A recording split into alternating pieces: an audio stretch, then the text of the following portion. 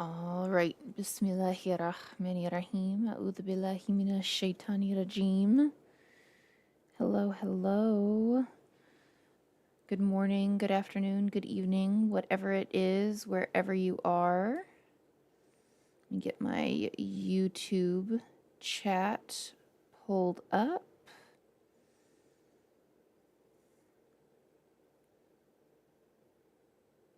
Some cousin. Haha. Here we go.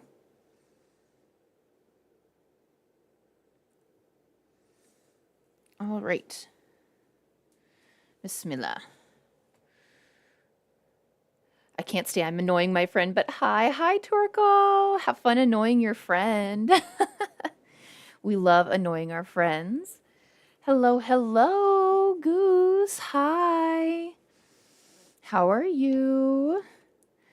Thank you again for the beautiful, beautiful, oh gosh. Pegasus. I was like, it's not the alicorn. That's the one with the horn. But you're sleeping in a lot of pain. No, Goose, I'm so sorry. Oh, may Allah grant you complete shifa.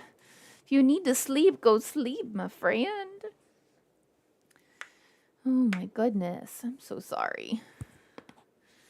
Totally a Pegasus. I wish I could fly. That would be so nice. Also, I just have to show off. I am so proud of myself. I completely by accident came up with a very color coordinated outfit. I have this abaya over abaya that I've had for a long time that is this like pistachio sage color and pink with this like black overlay, right? And then I have this pink kimar that I got totally separately like a couple years after this. And then for Eid this year, a friend got me this niqab totally separately because like this they know that this like mint sage whatever is one of my favorite colors. And I put this outfit together today and I was like, these two match completely with these two, like shade for shade. So, alhamdulillah, I am living it up. I'm very excited. Let me make sure my TikTok chat is in fact, it's not connected. Ah, you stupid. Now we're connected. Inshallah. Let's make sure it's actually connected. Sleep is not recommended right now. Bored naps can last all day. Oh, I mean, that's fair. That is fair. All right, so we are going to go ahead and jump into the book. Fair warning for anybody who sees the put exclamation part book for point book for what we're reading today. That is not going to work today. I don't have Stream Elements quite set up yet, but we're working on it. We're working on it. And somebody, it's my multi chat is not putting in TikTok. The whole point of the multi-chat is that it should be combining TikTok with Twitch. So I'm gay. Does God love and accept me? I mean, I can't say what Allah subhanahu wa ta'ala does, but according to the tenets of Islam, absolutely. Yes. Am I supporting LGBT? I'm gonna let you take a look at like the background, the channel, the context clues and let you like think about it. You know what I mean? All right, I guess I'm getting rid of multi-chat because the whole point of it was that it was supposed to combine my TikTok and Twitch chats. And it isn't, which sucks. So, all right. We're going to see if I can do something real quick. Da-da-da. Sorry for asking, but you feel attracted to women? I'm married to a beautiful woman. I'm married to my beautiful wife, Honey. So yes, I'm very attracted to them. So attracted to them that I married one. Imagine that. We're gonna try something. Can I do it? Can I do it? Can I do it? Can I jump into my own live? It would be so cool. Studio live. I am live. Not go live. I am live. go live on 2 different things. For some reason, my hips are on fire. No, I'm so sorry. Meow Style, could you make a video to why it's halal? Have you checked out my page at all? Like, it's full of videos on why it's halal to be lesbian. That's like all I make videos about besides like other silly things. Yeah. Like, hello, Naira.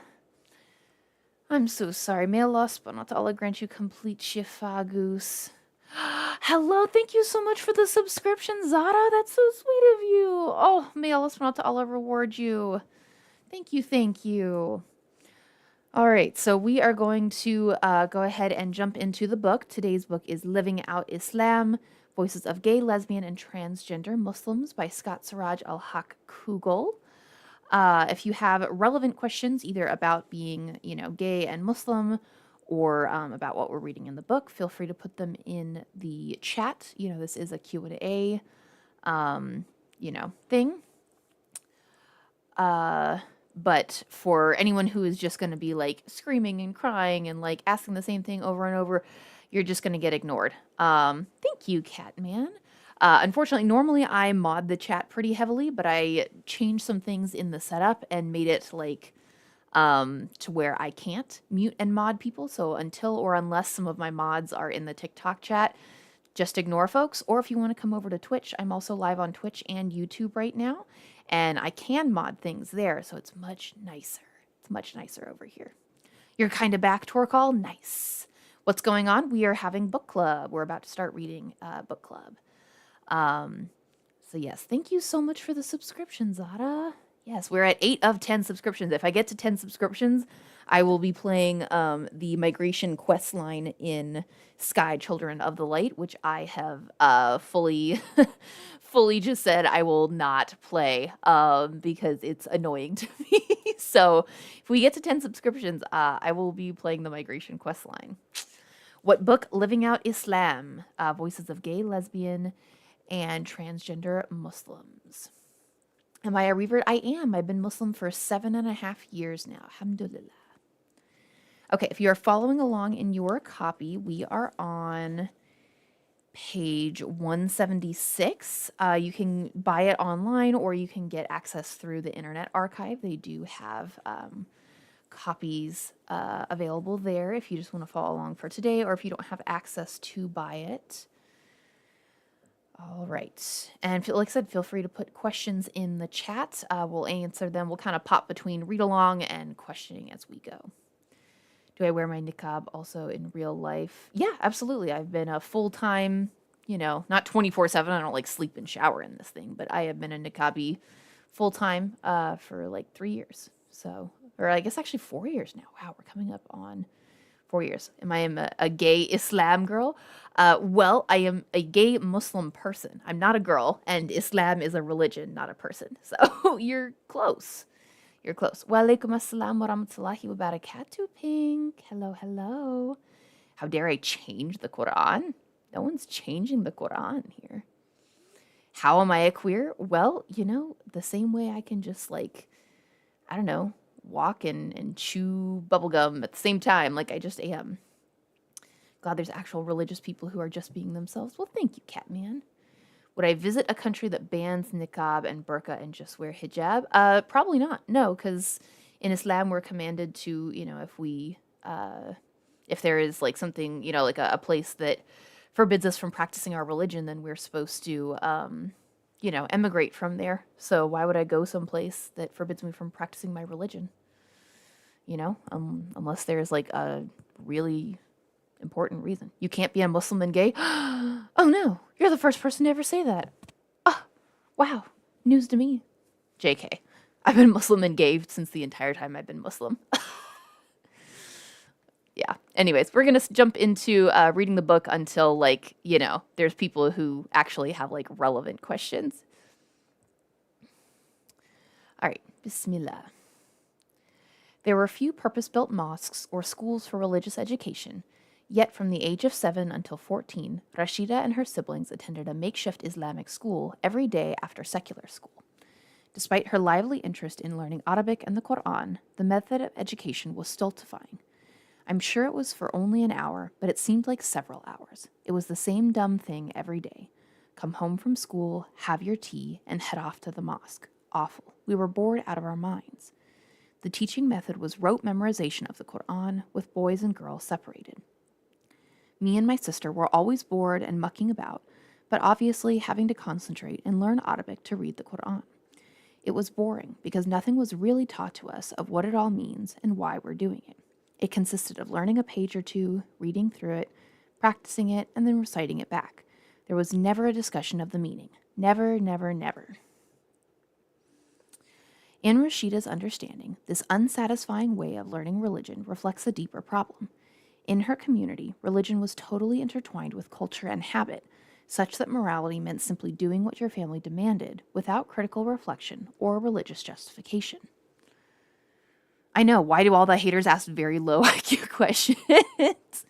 It's nice to see another lesbian niqabi. Esmargo, you're another lesbian niqabi. High five. MashaAllah.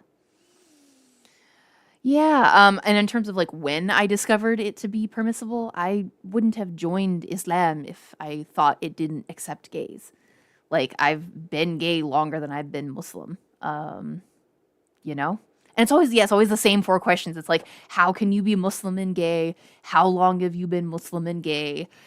Like, where in the Quran is this? Like, it's always like the same thing. I'm like, just go check out my page. Like, it answers all the things that you want to have. I love this. Well, thank you, Sasid. Thank you. What page are we on? We are on page 177. We just hit 177, Zara.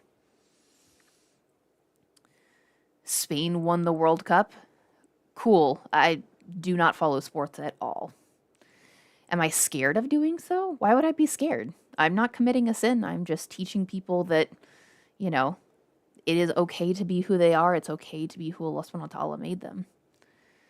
I'm not Muslim, I'm pagan, but yeah, I wear it. It makes me feel like a princess. Oh, very cool. Very cool. I'm Muslim and lesbian. MashaAllah. Very nice. Very nice. All right, Bismillah. In family discussions of religion, she recalls, we were given information about how you should live your life and what was expected of you, but it all came from a cultural perspective. The cultural and religious got all mixed up together. So my mom would teach us that you are supposed to do your prayers 5 times a day, and you are supposed to get married at some point, and we'll find somebody for you. So we all knew from a very young age that we were supposed to have arranged marriages. That was without a doubt. But we were never taught that the reason you should get married is because of this, or that the Quran says this about marriage, or that relationships should always be like this. Discussions of morality did not go back to the Quran explicitly, or to arguments about the Prophet Muhammad ﷺ's example. It was just that culturally, that's what people do. Rashida recalls a moment when she realized that the religion she was being taught was less about Islam and more about obeying her mother. I remember at one point sitting at home reading with my mom. All of us were sitting around the kitchen table and reading the Quran. I remember saying, I don't understand what it is about. I don't understand what I'm reading. And then she hit us, and she said, it means God, it means God, it means God. And that was the end of the explanation she could give us. Despite the beating, Rashida did not hold a grudge against her mother, for she realized that her mother, too, did not understand the Arabic they were all reciting. Later, she and her mother began reading the Quran in Urdu translation, and she saw her mother began to learn more about the scripture directly.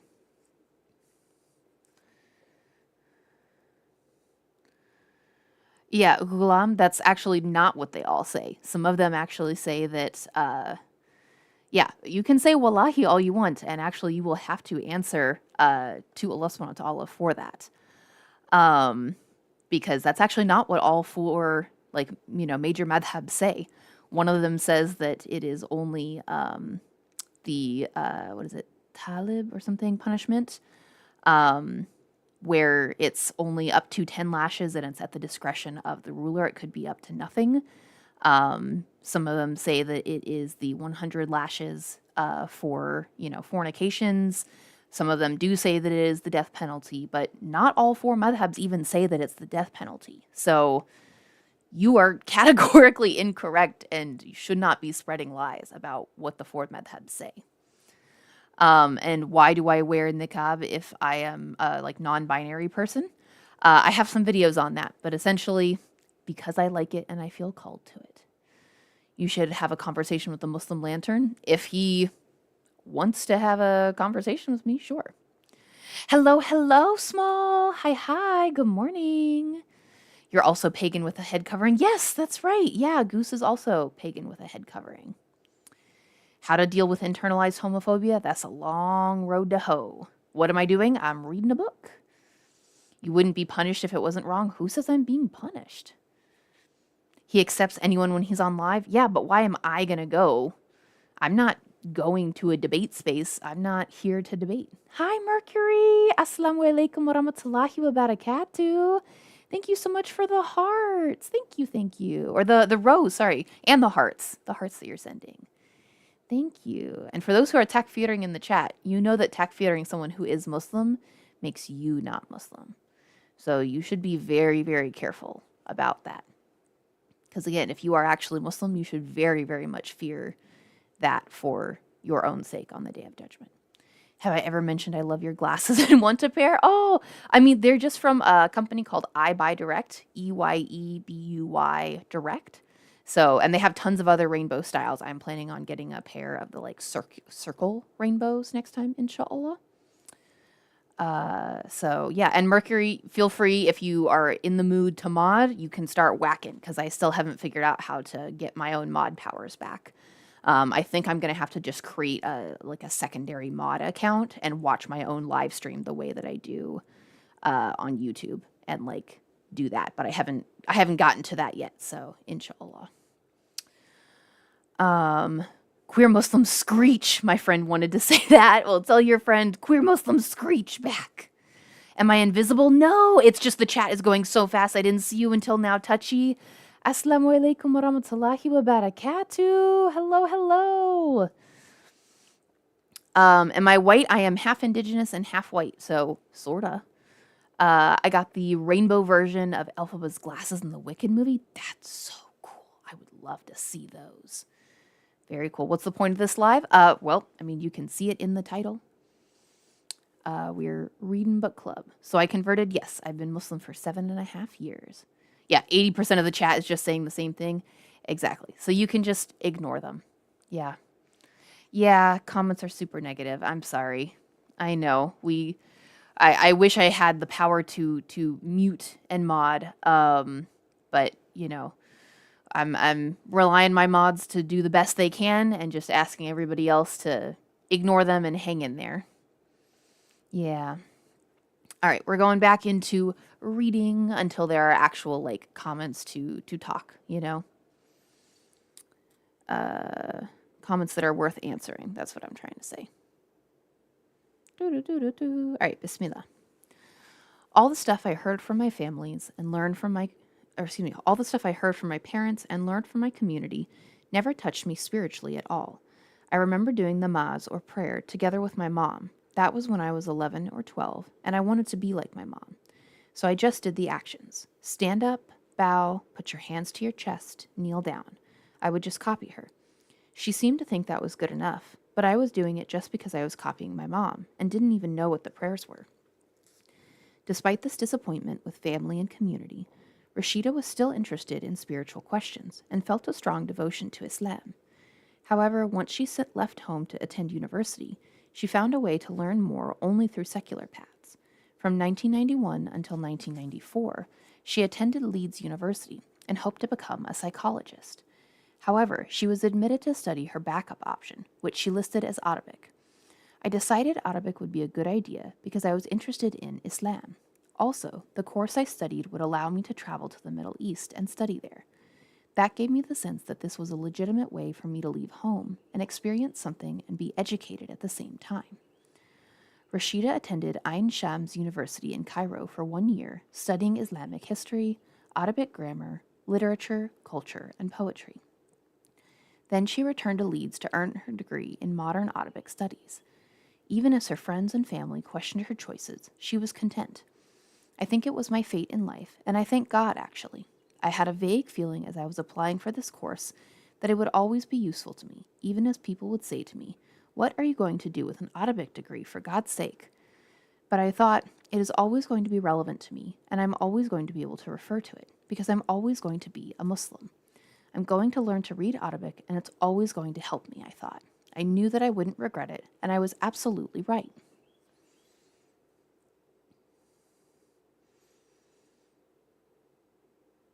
Let's see.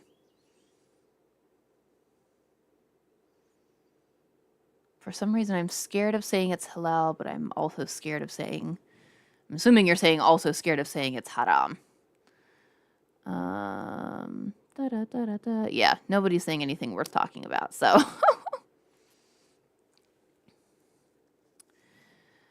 At university, Rashida studied the Quran and Hadith in her Arabic course, but focused more on modern Arabic literature and the language of contemporary media. Reading religious texts in a more engaged environment and with the language skills to actually understand and critique the sources started to open my mind and started to make me feel very interested. Yet, like many lesbian, gay, and transgender Muslims, she had been taught to fear the Quran.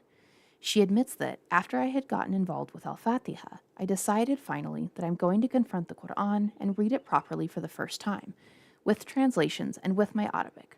I'm going to see exactly what's there that I'm supposed to be so frightened of. When I started reading and looking through the translations and the notes and commentaries and understanding the historical context and everything, it was just amazing to me. And still now, when I read the Quran, it is amazing to me. I have no fear whatsoever. I have no apprehension and no worries about what I might find. Approaching the Quran from outside her family's habits with linguistic tools that she had earned herself, Rashida began to find fresh meaning in it. One second. I forgot to have something open.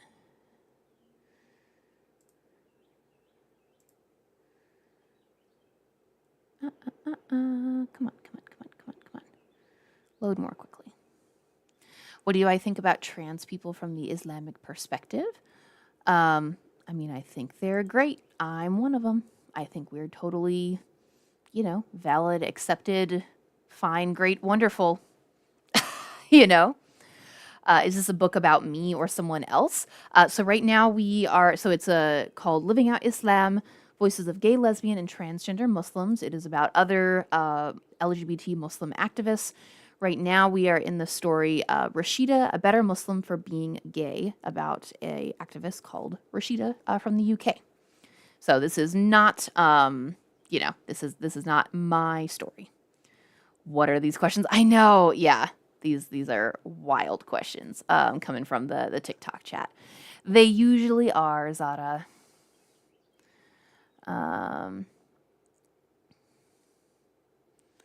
Yeah. Let's see. Okay, just making sure. Find your voice super relaxing. You're making me sleepy. So many people say that whenever I read the books out loud, that they're like, it's too good, it's too relaxing. I'm gonna go to sleep. And I'm like, don't go to sleep. I want you to pay attention to this. Also, I'm gonna go see if I can grab us a kitty cat because the kitty cats are sleeping and they're not even up here. Yeah. So let me go see if I can grab us a cat. How do I become 100% sure that it's halal? Studying the Quran, exactly like it just said here. Like, learn your Quran, learn about the Hadith, and pray to Allah subhanahu wa ta'ala. Make your istikhara. I made so much istikhara before I ever made any moves about, doing anything about my gayness, doing anything about my transness. I didn't just like go into this willy nilly and was like, oh, I don't know, I just feel like it. No, this was always a very deep, intentional choice. Yeah, learn your religion and make istikhara. That's how you become 100% sure that something is permissible. All right, be right back. We gonna get a kitty.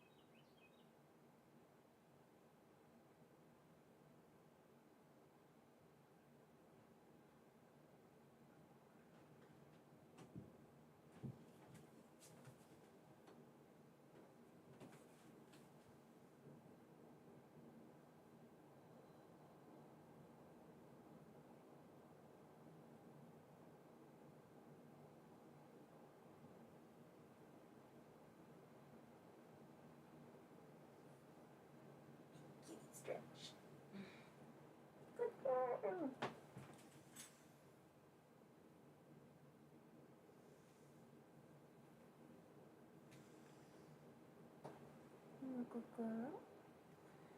Yeah, will you be our stream kitty for today? Yeah.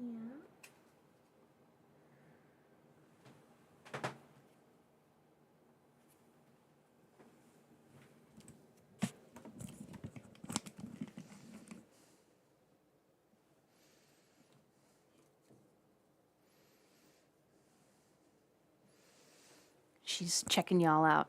She doesn't know if she's into it today. I just woke her up from sleeping on our bed to come be stream kitty because I forgot my wife's in a meeting downstairs, so I can't actually go downstairs to get a cat from down there because I don't want to interrupt her meeting. Oh, you just gotta sneef. You just gotta sneef snorf. Hi, sweet girl. I know I'm sorry for waking you up, but you got a big kitty stretch. Oh, you got the big kitty stretch. What did you think of your big kitty stretch? You like that, huh? Yeah, I discovered the other day that she likes being long cat. I didn't think she would. She's not really much of a pick 'em up kitty, but she likes the big kitty stretch. Will you settle down and sleep here with Bubba? Oh, sorry, I didn't mean to spook you. Will you settle down with Bubba? So tired, up till 4:30 working on fundraiser stuff. Oh, I'm so sorry. I'm so sorry, Small. That's a lot. That's a lot. If you need to like go to sleep, you totally can. Hi, sweet pea. You gonna settle down? I'll leave you alone even. I won't even pet you. If you don't want to be petted. But if you want to be petted, if you want to be petted, I really will. Yeah, I'll pet you. Yes, I am familiar with such chronicles. I am familiar with the books of Hadith, the Sahih, supposedly Sahih books, Bukhari, Muslim, Sunan Dawood. Yes, I am also familiar with the fact that there are lots of, poor Hadiths with thoroughly debunked isnads in there. I am also familiar with how to actually sort through hadith, through their matan, through their isnad. Oh, we're so sleepy. Are we so sleepy?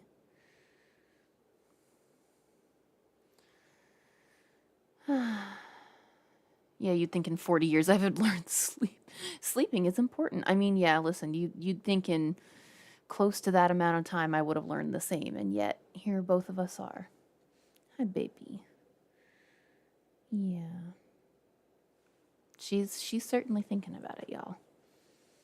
Yeah. All right. How about I'll leave you alone and you decide if you want to stay here, huh, sweet pea? You want to check out the people? Look. You want to check out the people? Oh, you want more pets from Bubba? I'll pet you. Yeah.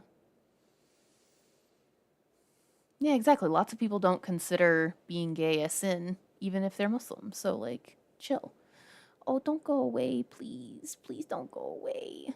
Please don't go away. No, please don't go away. Please just sleep here. It's so cozy to sleep here. It's so cozy to sleep here. You could sleep here. You could sleep here, sweet pea. Sorry, I'm trying so hard to convince this cat to stay here with y'all. I'm trying so hard. That's why I'm not reading for a second. Baby girl, please. Your brothers are downstairs and mommy's on a meeting for a while. The person that was being disrespectful keeps coming in on alt accounts. I'm sorry, Mercury. Thank you for modding and whack-a-moling them. And you also don't have to. If you're I'm sick of it, I'm out for today, that's totally fine. And you can also definitely get rid of shady person because they're also clearly not here to listen. Most of these haram opinions have done no research. Yeah, exactly. The person who was literally yeah, all four madhabs say that you should put gays to death. That's she's out. Sorry. Kitty said she's out. Oh. kitty is out. Dang. Like that's like just categorically like not true. Like it's just not true. I've done like a whole video series on like the Hanafis think this, the Hanbalis think this, the Malikis think this, the Shafis think this. Like it's just actually not true. You know what I mean? I don't understand joining a space just be hateful. I don't either. I'm like, if you don't agree with it, like go, like it's free to scroll. Anyways, I was trying so hard to get a cat for y'all, but unfortunately the boys are downstairs, and my wife is on like a big scary lady important meeting that I can't interrupt just to go get a cat for my silly little live stream. So we'll go back to reading since the girl cat has decided that she's too good for us. She said, y'all are being too mean. I don't like the energy here. Bleh. All right, back into the book. We are on page 178 for anyone who is following along. Are my hands blue? They're not. I don't know what's wrong with you. Imagine having had, this bad of self-regulation that you come in on 4 accounts. Imagine also having 4 TikTok accounts, because that means that you regularly have such bad self-regulation that you regularly get banned from spaces and you regularly have to like create alt accounts and come in on them. Like that means that this happens often. This is not like a one-off occurrence. You have 7. Oh, Goose, don't tell me these things. You have 7 TikTok accounts. Most of Shia scholars are pretty supportive. Interesting. You don't do anything inappropriate? Why do you have 7 accounts then? Also, Mercury says hi to you, Goose, from TikTok to Twitch. Why do you have 7 accounts? Also, how do you have 7 accounts? You just have 7 email addresses? Like, they're all for backup and keeping up with problematic people? Interesting. That's fair. I need to create a second one. You have 13 email addresses. Oh my gosh. Yeah. I'm about to have to, I think that's what I'm going to have to do to be able to mod my own account, is just make a backup email and a backup TikTok account and just go into my, like, watch my own live stream from the mod account and mod from that account. So, yeah, that's the only thing I can think to do, the same way that I'm like watching my own YouTube stream to be able to watch the YouTube comments. It's wild. You'll never know which ones will be me. That's fair. Yeah, if you want to watch if you want to watch my stream with all 13 accounts, so it looks like I have 13 more people in here, you're welcome to. That's crazy. Okay. Anyways, now we'll get back into reading. I just was like, that's wild. Okay. Bismillah. At university, Rashida studied the Quran and Hadith in her Arabic course, but focused more on modern Arabic literature and the language of contemporary media. Reading religious texts in a more engaged environment and with the language skills to actually understand and critique the sources started to open my mind and started to make me feel very interested. Oh wait, no, I already read this whole paragraph. Sorry, y'all. With greater self-knowledge, she began to hear the Quran speak to her in more profound ways. Yes, absolutely, it addressed me as a human being. On the one hand, it talked about nature and the purpose of everything, about the greatness of God and how they create everything, saying, look around yourself. There are signs everywhere that God does exist. Everything in the world seemed so interconnected, so intricate, so well thought out, that to me, it just did not seem like an accident. There must be some sort of a plan there. So the Quran confirmed that for me. Reading the Quran for herself was a revelation. She did not find in it confirmation of the gender roles imposed upon her by her Pakistani family, which they had always claimed were justified by Islam and the Quran. I didn't read anything in the Quran that told me what my parents said about my role as a woman, as a female, as a wife. Oh, Mercury, Goose also says hello to you. Oh, and Goose, here we go. Goose is now in the, excuse me, in the TikTok chat. Hello, hello. If you have time to do all this, you have time to pray. Yeah, real. Truly. With her education and exploration of the Quran, Rashida felt empowered to question the cultural assumptions of family and community. The Quran seemed a lot kinder or humane, more understanding than what my family had taught me. It was talking to my soul. It was not constrictive. The way I was brought up, Islam seemed to me to be a very constraining, constrictive, and harsh, and imprisoning kind of faith. That is not at all what I realized when I found the Quran and read it myself. Reading the Quran for herself, Rashida could enter into debates about religion, armed with her own understanding of the sources.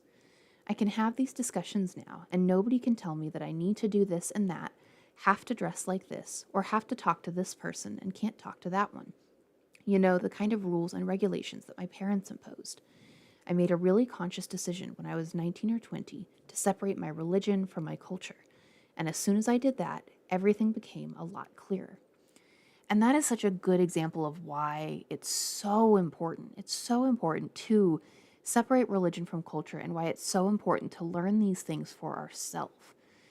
To not just, as a revert, the number one thing I was told was just make it easy on yourself, pick a madhab and just follow that opinion. Just decide to become, say, a Hanafi or just become a Maliki and follow all those opinions. Or find, like a sheikh that you really trust and just follow their opinions.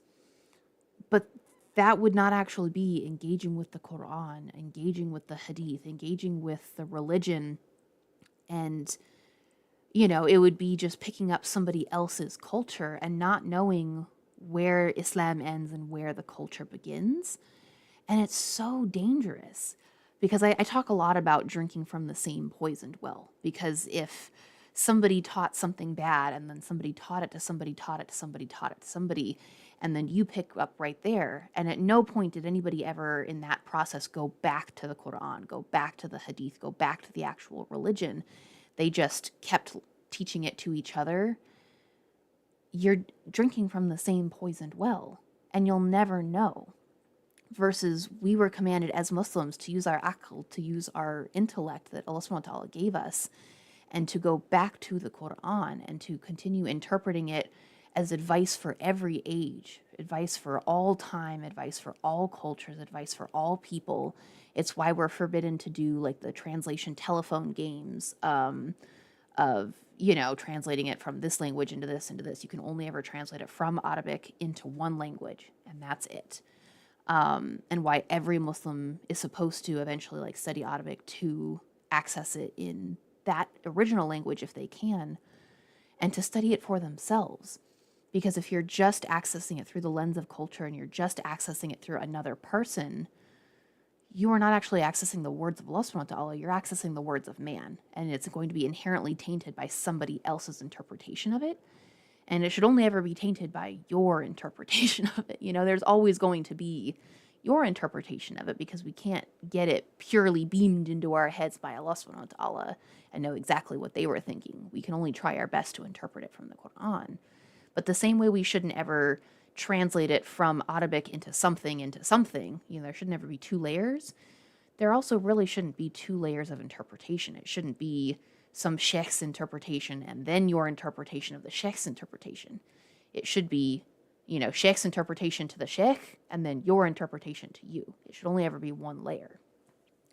And that's just, it's so, so important.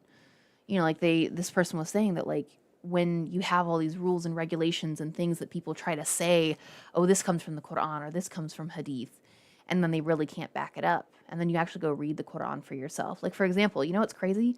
Everyone has seen today how like wild my chat has been, right? Full of people just spouting hatred and nonsense and just bigotry. On Wednesdays, when we actually pull out our like 7 different translations of the Quran and we start reading it, all of those people kind of self-filter out because they actually see we are reading the Quran and we are comparing the English and the Arabic and everything.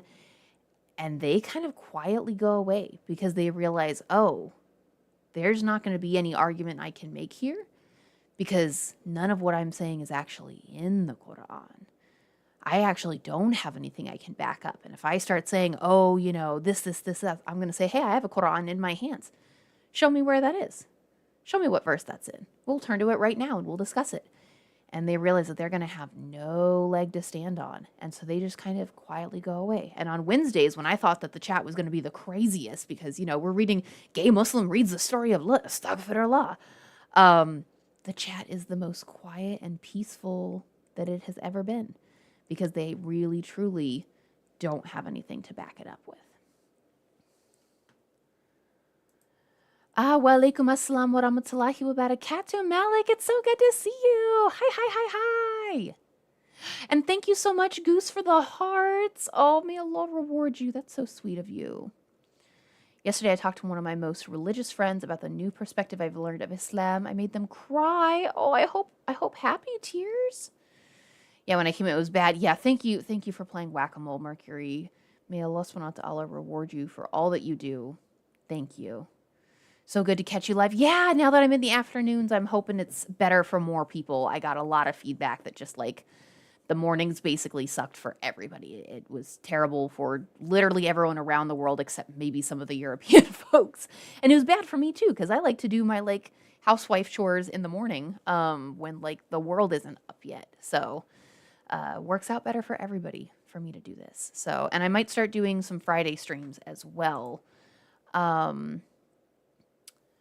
Just so you know, I'm trying to see if I can start doing some Friday streams. So we might be able to do, another, I guess another, because we had a teeny tiny little thing with you, but we might be able to do a bigger, longer guest thing with you. So we'll talk. I first have to get the ability to get guests and mod my own live stream back again. So.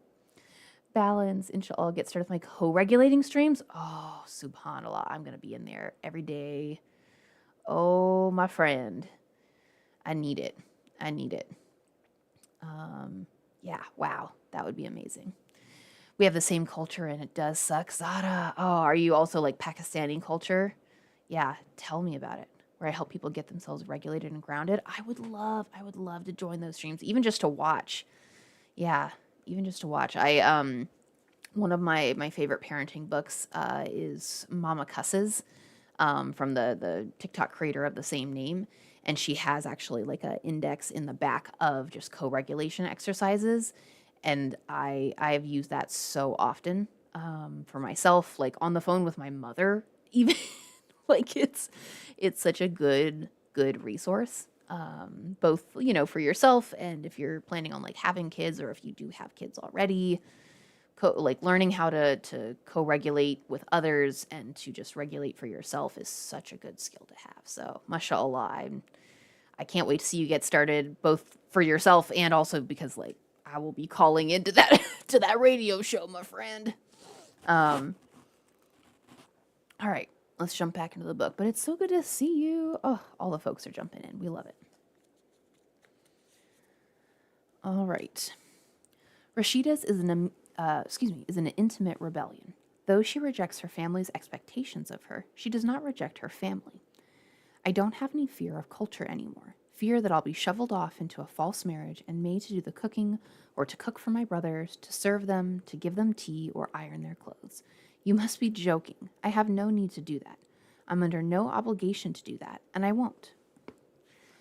She does not take personally the narrowness of the rules they impose in the name of Islam.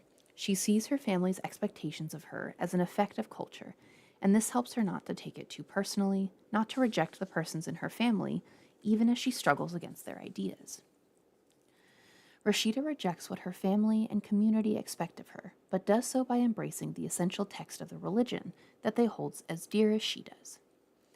This is a strategy called the politics of counter-rejection by the sociologist Andrew Yip, an astute observer of religious gays and lesbians in Britain in both Christian and Muslim communities.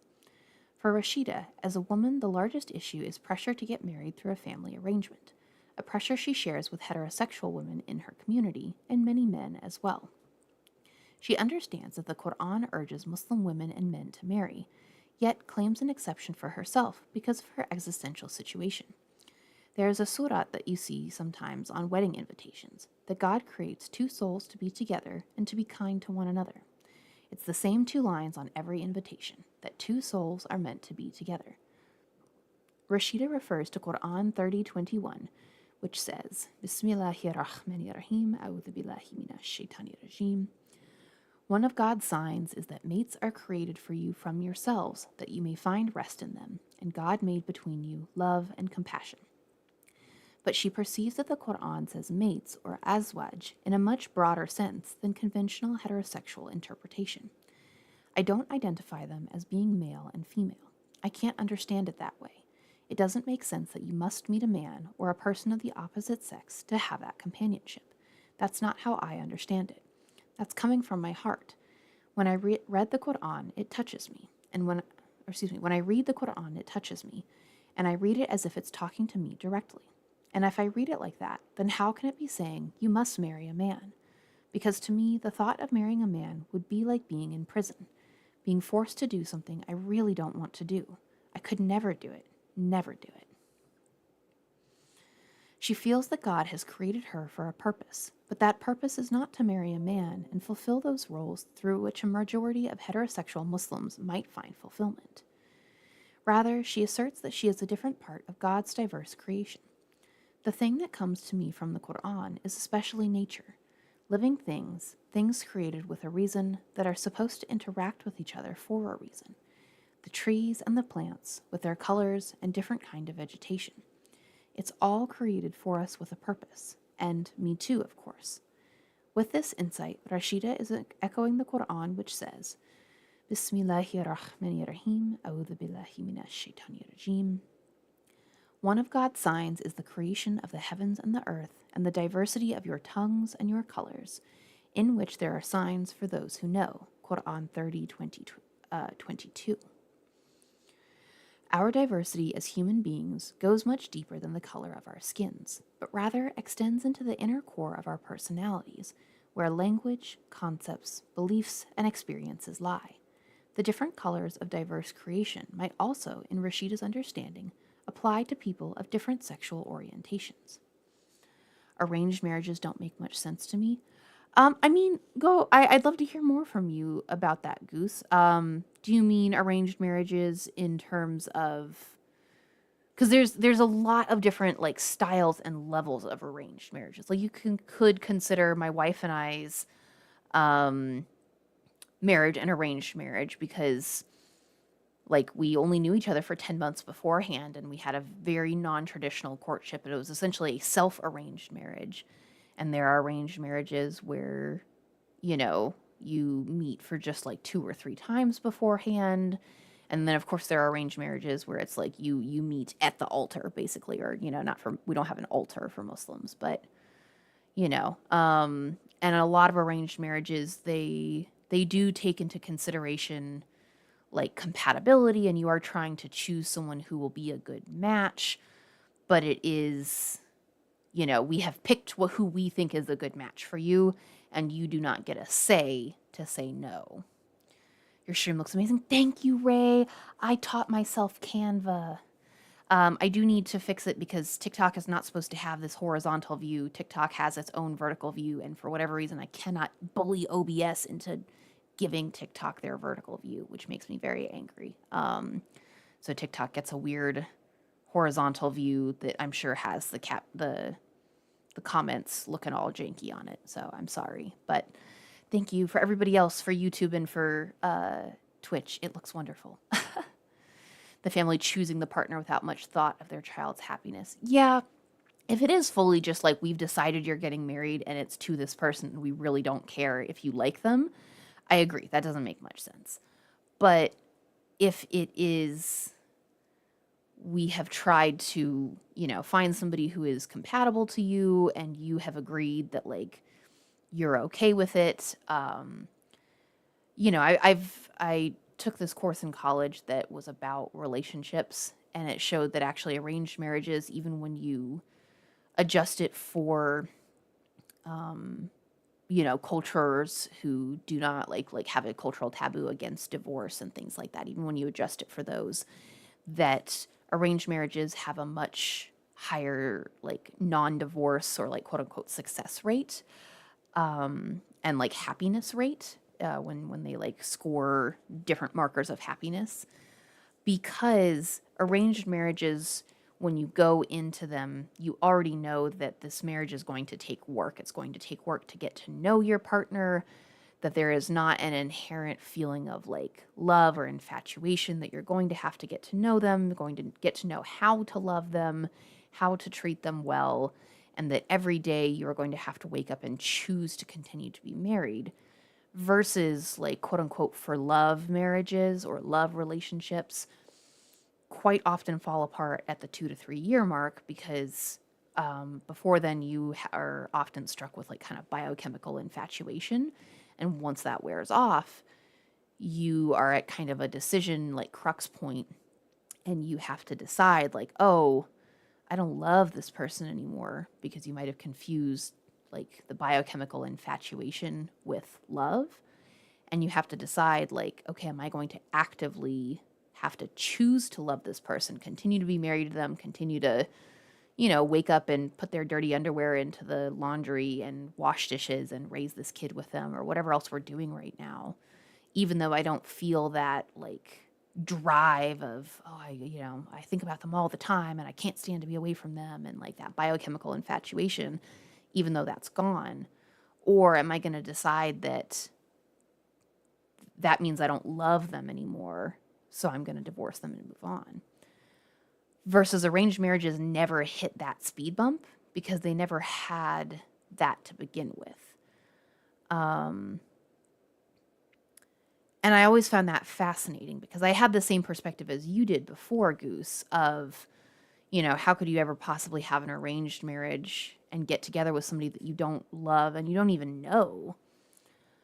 But once I had that perspective, and especially once I became Muslim and I got kind of inducted into the like, here's how Muslims get married, it's essentially a job interview. You come together with like a list of questions and a list of, here's the things I want. I want to live abroad or not. I want 5 kids or none, or anything in between. It's not like it's 5 or not, it's not like it's one or the other.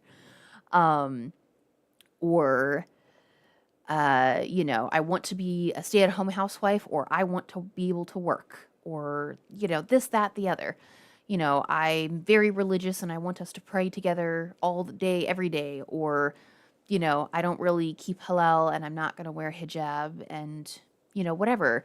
You literally sit down and you basically like interview each other and you decide whether you're logically compatible. And then if you are logically compatible on paper, you spend some time getting to know each other, as little as 1 to 3 meetings or as long as a couple of months. And to me, as an autistic person, I was like, oh my God, why does anybody do dating and marriage any other way besides the Muslim way? Like, that's crazy. If we could do this, if everybody did dating and marriage this way, like that would, even if you decide you don't want to jump straight into marriage, I would rather the first date be like, okay, no favorite color, no small talk. Sit down and go, do you want kids? Where do you want to live? Like, what does your religion mean to you? Like, give me like the all the important stuff, because I don't want to waste 2 years getting to know you and like falling in love with you only to find out that like, oh, surprise, there's some like big logical like life incompatibility, you know?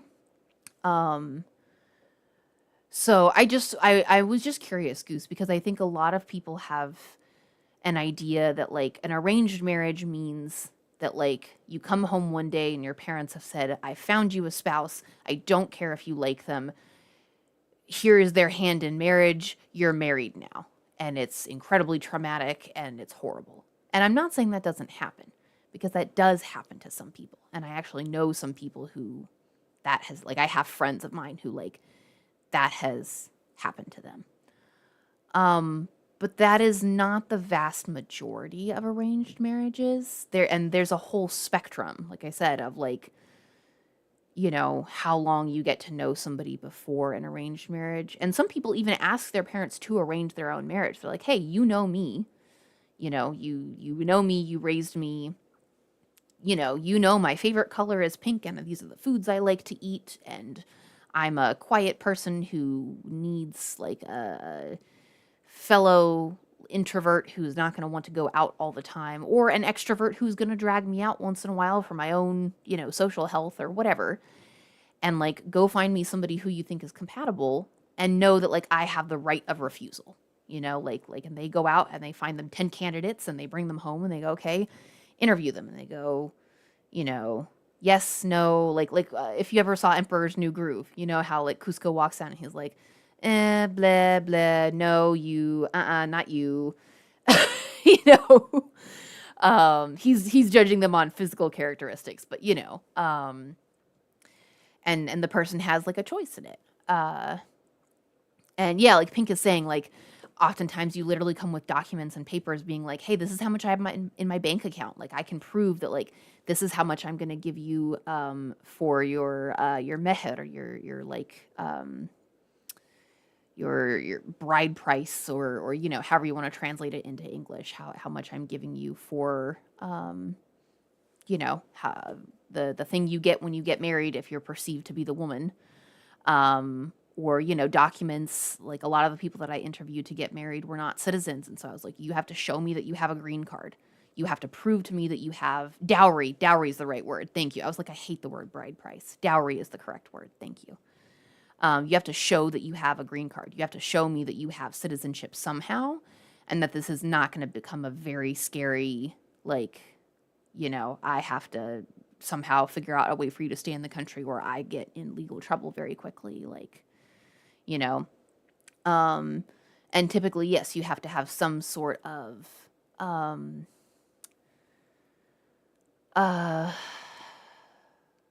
not necessarily a sheikh, but at least a, God, I hate this meds that I'm on that makes me forget words, but like supervisor, what's the word when you have like you're not alone together, you have a person, a supervisor with you, I don't know. Y'all know what I'm talking about. Like a couple doesn't get together in Victorian times. They always have a chaperone. Chaperone, that's the word. We joke that the cats are our chaperones now, even though we're married, because we'll go to like have couple time or something, and we'll go and like the cats will be right there, and we're like, excuse me, we're married now. We don't need chaperones. And like, but cats, and we're like, get out of here. No more chaperones. You almost had the word. I know, goose. I don't think my parents will come back to me with a husband. Listen, Pink, we can dream. We can dream. How does the nikah document look like for a gay marriage? I mean, basically, the imam that my wife and I had do our marriage, the only thing that we had to change was we said anywhere that it says husband, change to wife. Anywhere that it says he, change to they. Because I like the term wife despite being non-binary. So, we were wife and wife, even though, I'm non-binary and my wife is a woman. So we were wife and wife. And my wife uses she, her pronouns, and I use they, them pronouns. I know chaperone was also escaping my brain so hard, Goose. So hard. It was hurting me. Especially because we say chaperone for the cats all the time. And I was like, I know what this word is. But yeah, basically all we had to do for our nikah, the hardest thing, honestly, actually, you know what the hardest thing was that I was like genuinely starting to get mad at our imam for? Was he was very, very big on like honoring your parents, which I understand from an Islamic perspective. However, between like my wife and I, we have one living parent, my mother. Both of my wife's parents are dead, and my father is dead. And we're actually pretty happy about that, relatively. My wife's parents were extremely abusive, and my father was pretty abusive to me. My mother, alhamdulillah, is much better now. She and I have a much better relationship now than we did when I was younger. So like we were pretty like, we're not, even if they were alive, they definitely would not be involved in the marriage ceremony. There is going to be no asking of permission. There is going to be no, he was like, do you want to have a moment of silence where we like honor, the parents who are gone? Do we want to have, and we kept being like, no, There is nothing about parents. There will be nothing about parents. And there will be no line for wali, no, especially because both of us were married before. So even according to most of the madhabs, you don't have to have a wali if you were married before. Like that was honestly the hardest thing, was to keep pushing him to be like, hey, we keep saying, take this out of the nikah document. Nothing about wali, nothing about parent, nothing about father. There are no fathers to be had. All the fathers in the equation are dead, dude. Like, get these fathers out of here. You want to go to the graveyard and dig up the fathers? Like, my father doesn't even have a grave. My father was not Muslim, so he chose to be cremated. You want to go get some of the ashes out of the weird necklaces my siblings wear? Sprinkle them on this page? Like, what do you want? You know what I mean? Like, that was honestly the hardest thing to change, was just getting him to like throw out all the references to parents. But other than that, it was just changing anywhere it said husband to wife, because there were two wives, and changing anywhere it said he to they for me, because I took the husband spot. Just to make it easier, so we wouldn't have to change two things. We don't want to have to change he to she and she to they. It's easier to just leave the she's as she's and change the he's to they's. And that was it. Literally, that's it. Yeah, everything is exactly the same except the paperwork, because when they say, like, do you take this person as your spouse, that's the same. My parents will have a heart attack if I tell them that. Real. So Goose Fairy, wali is like your guardian. So if you're getting married for the first time, you're supposed to have everything done through or by a wali. So like, technically it's supposed to be like your father or your eldest male relative. So like when I got married the first time, I served as my own wali, because I was like, over my dead body, will my father or brother treat me as their property and give me away or give like permission to my husband? I was like, absolutely not. Like, I reject this tradition. This is like, I am a full human being. I am not property. I'm not owned by anybody. I don't need anybody's permission to get married. That's crazy. Also, like, neither my father nor my older brother is Muslim. So like, there would be a case to say that, like, I would need to find like a Muslim in my community to be my wali anyways, because my father and brother wouldn't have the like Islamic knowledge needed to be my wali. So I just said, you know what? I'm my own wali. Allah subhanahu wa ta'ala is my wali. Like, yeah, sprinkle him on this page. Yeah, I was like, if you want my dad involved so bad, like, you're gonna have to go get him yourself. Yeah, like, truly. If you want my dad to be involved in this ceremony so bad, Imam, like, it's gonna be pretty difficult. So for my first marriage, like, to my ex-husband, we didn't even have an imam. Like, I did the ceremony myself. We read what was in the nikah documents. I made sure everybody signed in the correct places.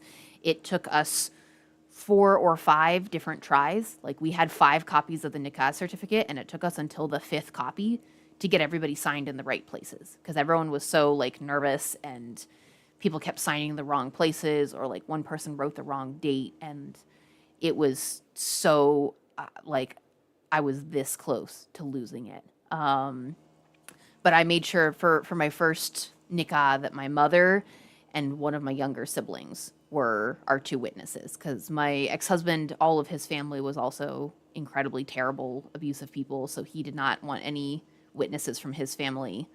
And we kind of eloped. Like, my family was present, but like, we eloped otherwise. Like, his family was not present. We didn't invite any friends. It was also during COVID, so like, we were trying to keep it super, super small, and we just had like it in a family friend's living room, and we had it super early. We were going to wait another 6 months, but a family friend was going to die of cancer in another 6 months, and we really wanted her there, so we had it in her living room so that she could be present.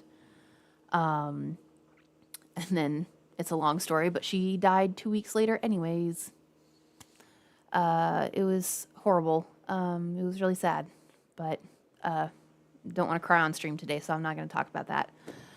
But anyways, I basically executed my own nikah the first time because you don't actually need an imam. You just need 2 witnesses to witness the nikah. So we did that, and that one because my spouse was a husband. Actually, no, at that time my spouse was a non-binary spouse, so we just kept it as spouse and made everything non-binary on both sides. And my mother and one of my siblings were our 2 witnesses. And then for my most recent marriage, after finalizing the divorce and all that stuff, we did have an imam officiate it, and we just had the paperwork be spouse, or actually we had it be wife and wife, but had it be she and they. Getting married late this year, I suppose I could put some of dad in a vial and carry it down the aisle with me to the side. May look like a priest with incense. I mean, yeah, if that's important to you, you totally could. Like, that's the thing. I absolutely could have. If I wanted my dad to be involved in the ceremony, we had all kinds of options for, like, we could have had a little part of the ceremony where we, like, pause for a moment of silence. We could have been like, and we acknowledge, all the people who couldn't be here with us. We could have had something about, like, and we thank, Honey's family for Honey's parents for raising her to be a beautiful woman for C, and C's parents for raising them to be a beautiful person for Honey. We could have, had all kinds of beautiful moments calling to our, like, acknowledging our parents.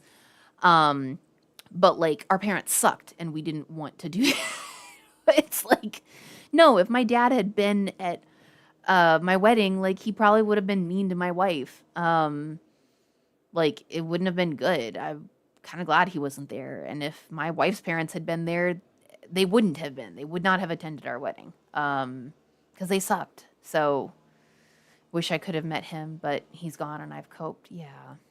Yeah. I feel it. I mean, a part of me was sad that he wasn't there, but also, like, it was probably better if my mom passes before that. Her ashes are not invited. Real. Yeah. And also, like, as a Muslim, we don't believe in cremation, and we definitely don't believe in, like, carting around human remains. Like, that's a big no-no. Like, when my dad was cremated, all of my siblings took these little vials, and some of them made necklaces out of them, and some of them kept them in little, like, urns on their fireplaces and whatever. I think that's personally, like, disgusting. Like on a, like, physical, like, that's disgusting. Those are human remains. Those should have been put in the ground or, like, disposed of somehow. Like, return it to the earth. Let him be at peace. I respect that he wanted to be cremated and that was his choice instead of being buried. But, like, why are you carting that around? Like, one of my siblings literally wears it in a necklace around their neck, and I'm like, that's nasty, dude. Like, imagine, like, carrying around like his thumb or something in a vial. Like that's all you're doing. It's just because it's ashes instead of his thumb doesn't mean it's not, like, nasty, dude. I don't want that. So, like, yeah. I mean, did I think about him? Sure. Like, I wore the deodorant that he used to wear. He used to wear the same exact brand of deodorant that, like, his entire life. Like, when I smell that, it's like smelling his cologne because he didn't wear cologne. He wore that brand of deodorant.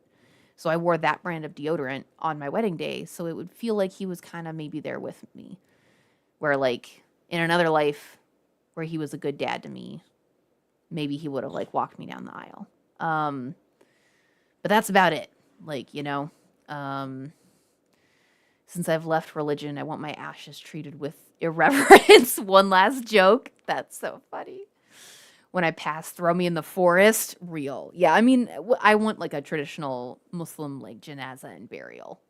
So, nikah, close. Nikah usually, when it's transliterated into English, has K's instead of C's, but very close.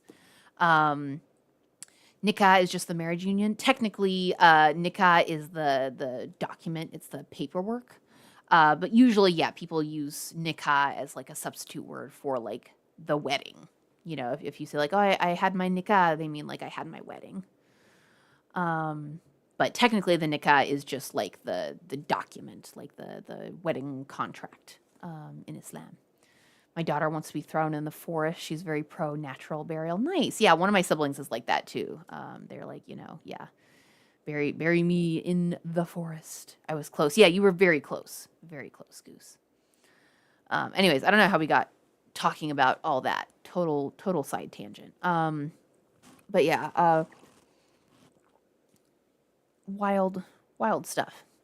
All right, let's get back into the book until we have other questions. But I'm always happy to go on a tangent. Probably your fault. Nah, no, it's all good. I don't mind talking about like side tangent stuff. Most of the people around me either date or marry a friend. Oh, like lavender marriage. Yeah. I mean, you got to do what your circumstances allow. I am very, very blessed to have found my wife. Like, I very much was considering not exactly a lavender marriage, but kind of like a half closeted marriage where it's like I accept that as long as I can find a guy who's going to be pro gay enough that like it'll be safe if we have gay kids, and he's just not going to really know or understand that part of me.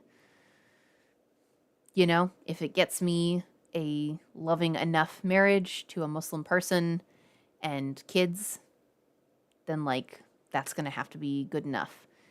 And then right as I was kind of giving up and getting ready to settle super hard, Allah subhanahu wa ta'ala brought me my wife. So I recognize that I am extremely privileged and grateful to have received that blessing in my life, because yeah, a lot of people, especially if they're not in safe circumstances, family-wise or culture-wise, they end up in lavender marriages, or they end up not able to marry, especially if like gay marriage is not legal in their country.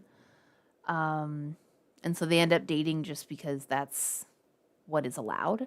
And in those circumstances, I really encourage people to have a nikah, even if they can't follow it up with a like state sanctioned marriage, because you can have an Islamic nikah without a state sanctioned marriage. It is always best to do both whenever you can, because like technically in Islam, like we are always supposed to follow the law of the land.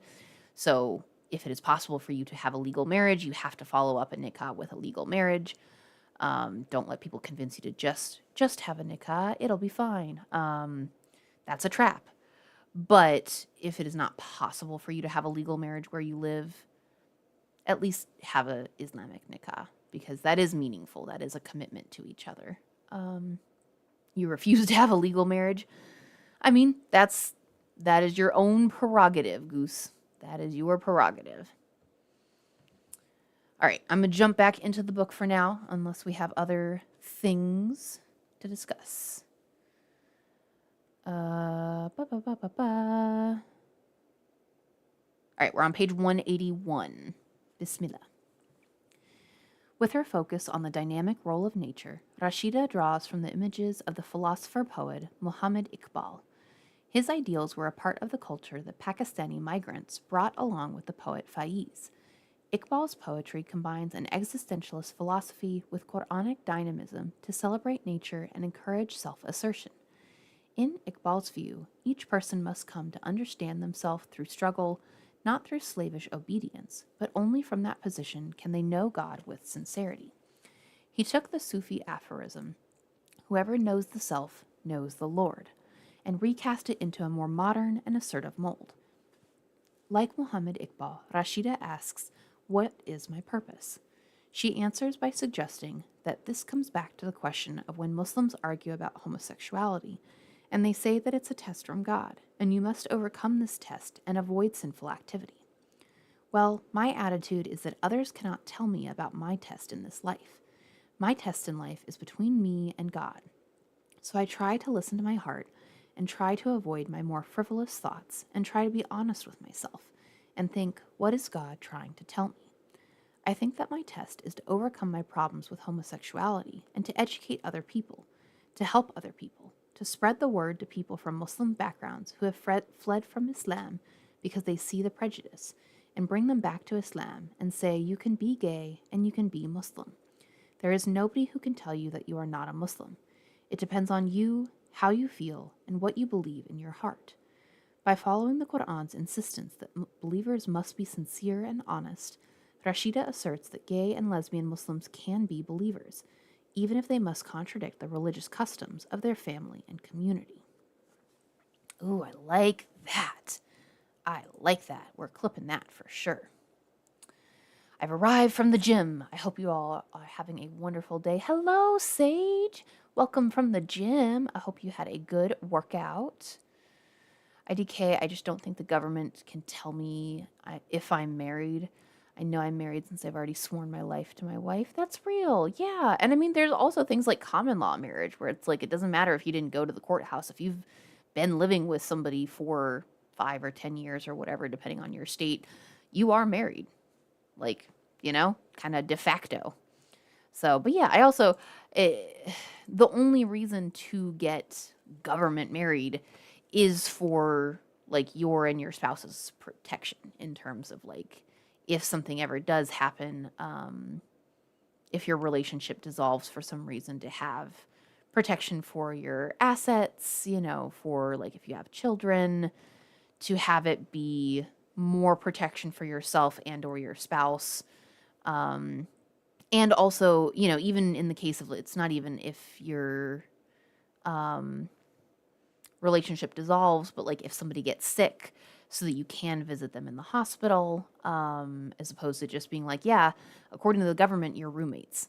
Like maybe you've lived together for 10 years, but if you don't have some paperwork or something saying that you're spouses, according to the government, you're roommates. So you can't make decisions for them. You can't visit them in the hospital. You can't say like, do or don't pull the plug, whatever. And if something happens to them, like if they were to pass, you can't help distribute their assets. If you have children together, if you're not the biological parent to those children and you didn't go through the process of adopting them as well, then those children get taken by the state, because if you're not married to that person, then they're not your children.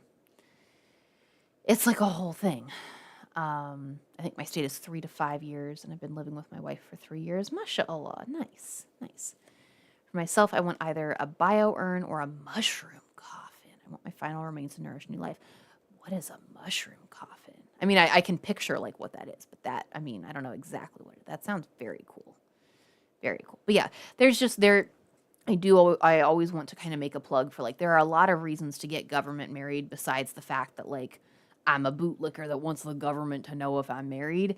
It's just about the fact that like we have, as a country, and I mean, I'm sure in a lot of other countries besides the US, made it to where marriage as an institution grants you access, like automatic access to a lot of privileges about another person. It's kind of like how like driver's licenses in the United States for some reason has become a proxy for a lot of ID. Like it shouldn't be that your license to operate a moving vehicle serves as the default ID for most things.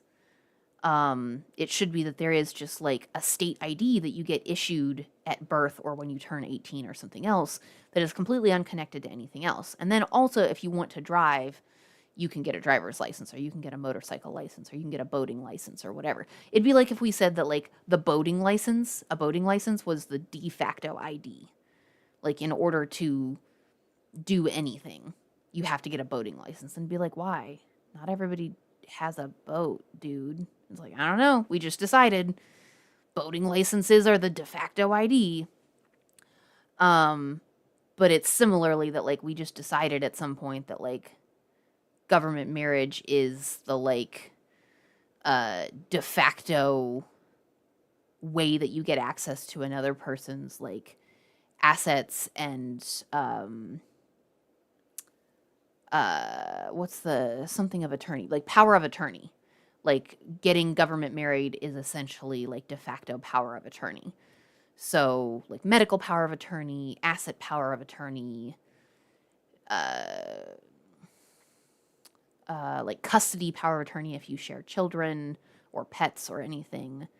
So you don't necessarily have to get government married, but if you do share assets or children, or you want to be able to make medical decisions for them in the case of an emergency, you need to do all of those other paperwork that just getting government married would serve as all of that paperwork in one.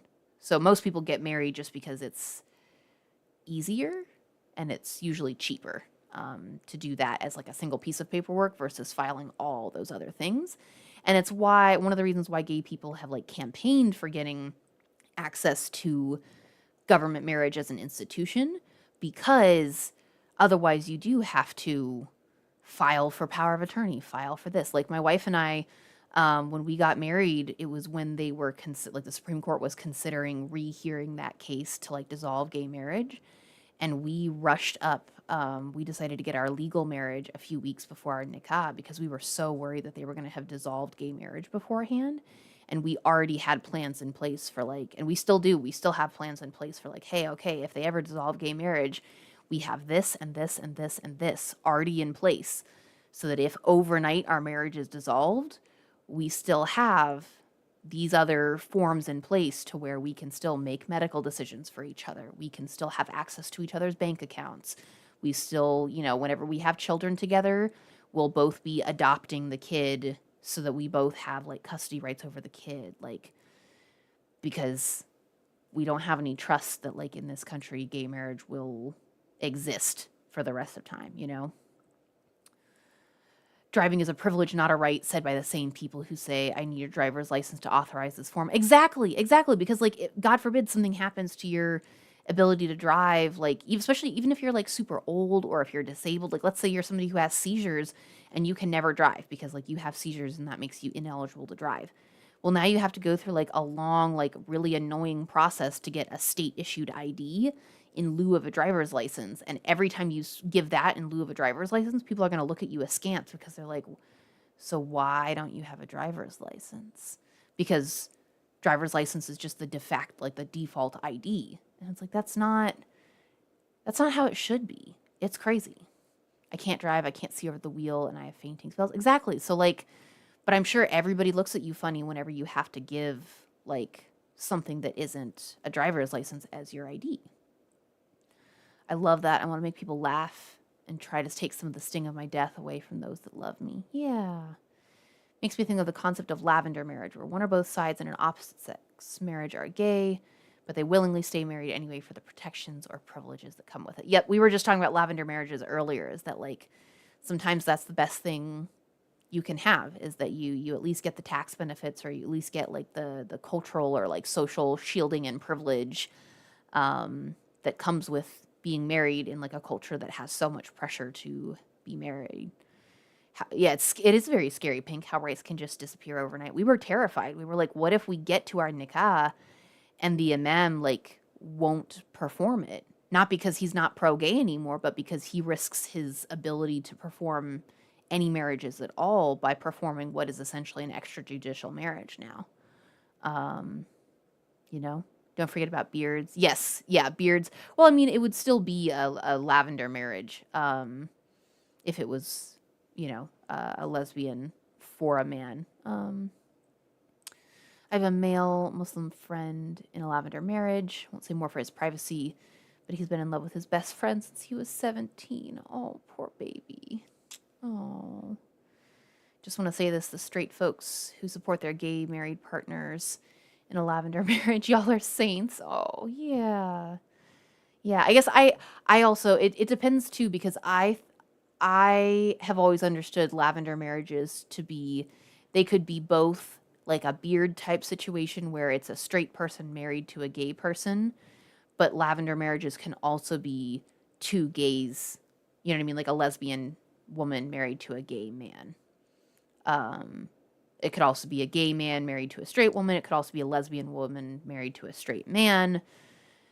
That, you know, and trans people, you know, of all flavors could be involved in this. But correct me if I'm wrong, if I'm using the wrong terminology. My understanding is a lavender marriage can be any of those things. Not the best friend love story. I know.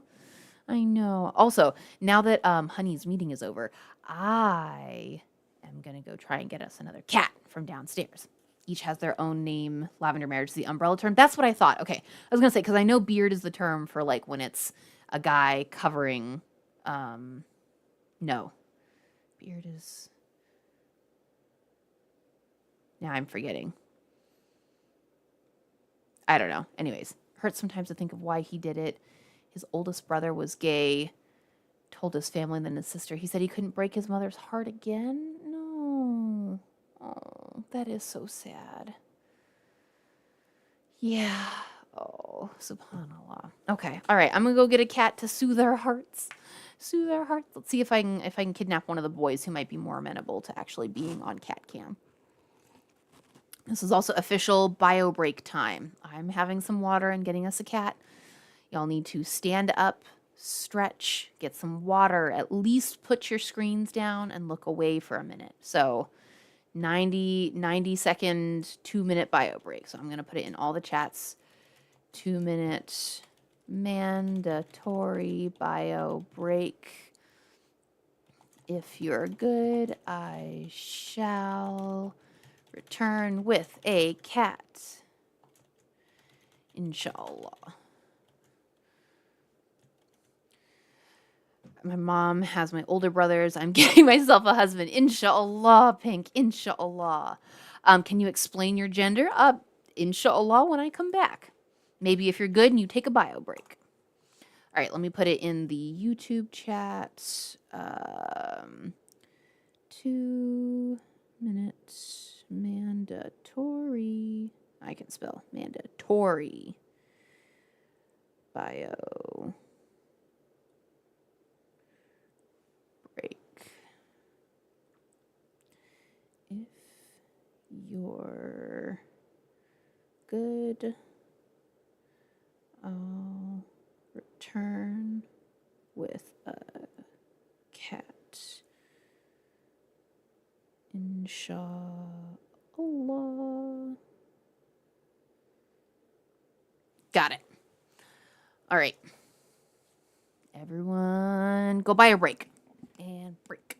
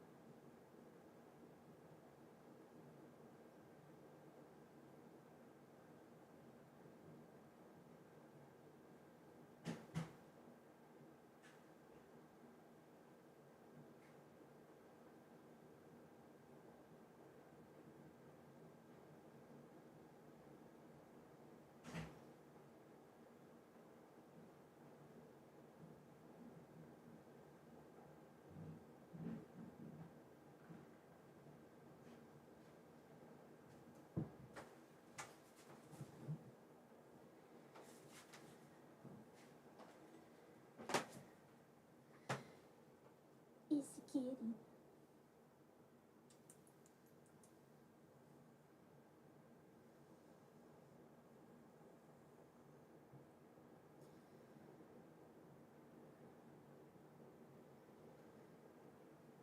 Kitty.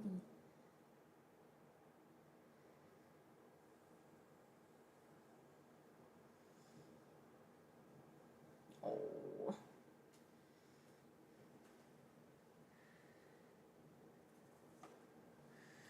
Hi, bud. Oh. You knocking the dude. You knocking the camera down. Oh, he curled right up. Look at him. What a good boy.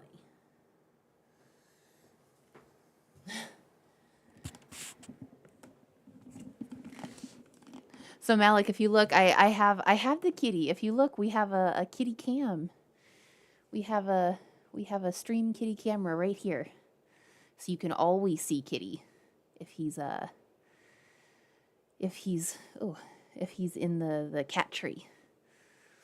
There's a whole little view. Yeah, I know. That's why I was trying to get one, is that like if I can bring them if I can get them to stay, usually they'll sleep the whole time and curl up in the cat tree and just be on cat cam.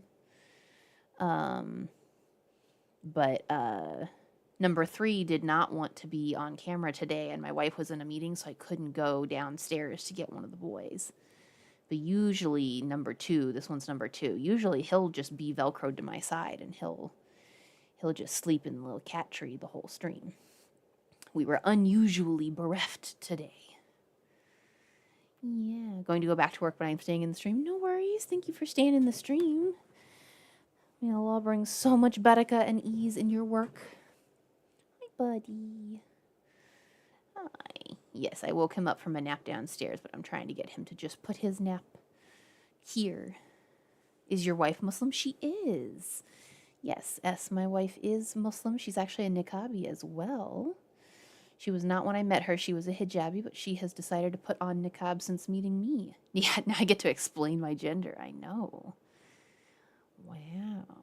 Well, once I get the cat settled, he's demanding his tithe of being petted for for waking him up and bringing him up here, you know. Yes, hi, baby. Hi. I know. Baba woke you up and brought you all the way up the stairs. It was so terrible. It was so terrible. So, who took a bio break? I saw that, Goose made a clip on the Purple app, but also had breakfast, water, soda, many potty breaks, and, something else. Don't you know it's illegal to wake up a cat? Not if they're my cats. I can bother as many kitties as I want. But yes, normally I don't, but you know, I went to go get his brother, and his brother ran away and shelved himself on the bookshelf. His brother, number 1's new hiding spot that he loves so much is we have some bookshelves like right behind our kitchen table, and so we can't really get to the books below them, but it's fine. And there's like one little empty spot underneath where there, you know, could be some books, but instead, number 1 goes and just hides right there. And so I joke that he's camouflaging himself amongst the books. And I went downstairs and he immediately got up and went there. And I was like, oh, okay, somebody is unvolunteering himself from being Stream Kitty. And number 3 has already vetoed herself. So number 2, you're up. And usually number 2 is, like I said, he's my Velcro kitty. He's always up for being near Baba, so. But anyways, or are you just gonna sleep on my hand now? Is that what we're doing? This is how he sleeps at night, is he does insist on sleeping on my hand. I might not get this hand back, y'all. Number 1 quit before the job offer. Yeah, I came downstairs and he was like, I know where this is going. Deuces, dude. Anyways, for S, who is saying, can you explain your gender? I mean, I'll make the joke I always make, which is that my gender is none gender left beef for all my fellow zillennials. Um, that is my gender. But no, for real, I'm agender. I have no gender. No, thank you. None for me. Checkbox is none of the above. Yeah, no gender for me. Thank you. Your gender is yes. Yeah, so I'm the opposite of like gender fluid folks who are like all the genders just depending on what day. I am none of the genders. I am do not refer to me, please. I am none of them. You're all gender but woman. Amazing.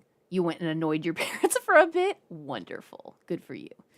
What form of payment do the kitties accept? This one mostly accept cuddles like this. Like he genuinely, this is his favorite thing is to sleep on my hand. Like at night, he sleeps on my pillow next to me, but he has to be on my hand in order to like sleep. This is crazy. I am actually gonna have to move my chair closer because he's not letting go of my hand. This is his pillow now. My hand is his pillow. Your bunny sleeps on your feet? That's so cute. Yeah, they do occasionally get treats, but like to be totally honest with you, I forget to give them treats. We really only tend to use treats when we're doing like nail trims and teeth brushings and that kind of stuff. So you see how he doesn't even react to the word treats. Like they don't get them often enough for it to be like a, ooh, look at that. Yes. Oh, did you? Oh, it was just out of frame. Did y'all count a little bit of that big kitty yawn? That was cute. Your bunny sleeps on your feet. That is the cutest thing I've ever heard, Zara. Oh my gosh. Used to sleep like that with your mother. I now cuddle my wife's hand. Oh, guarantees they can't leave. Yeah, that's basically it.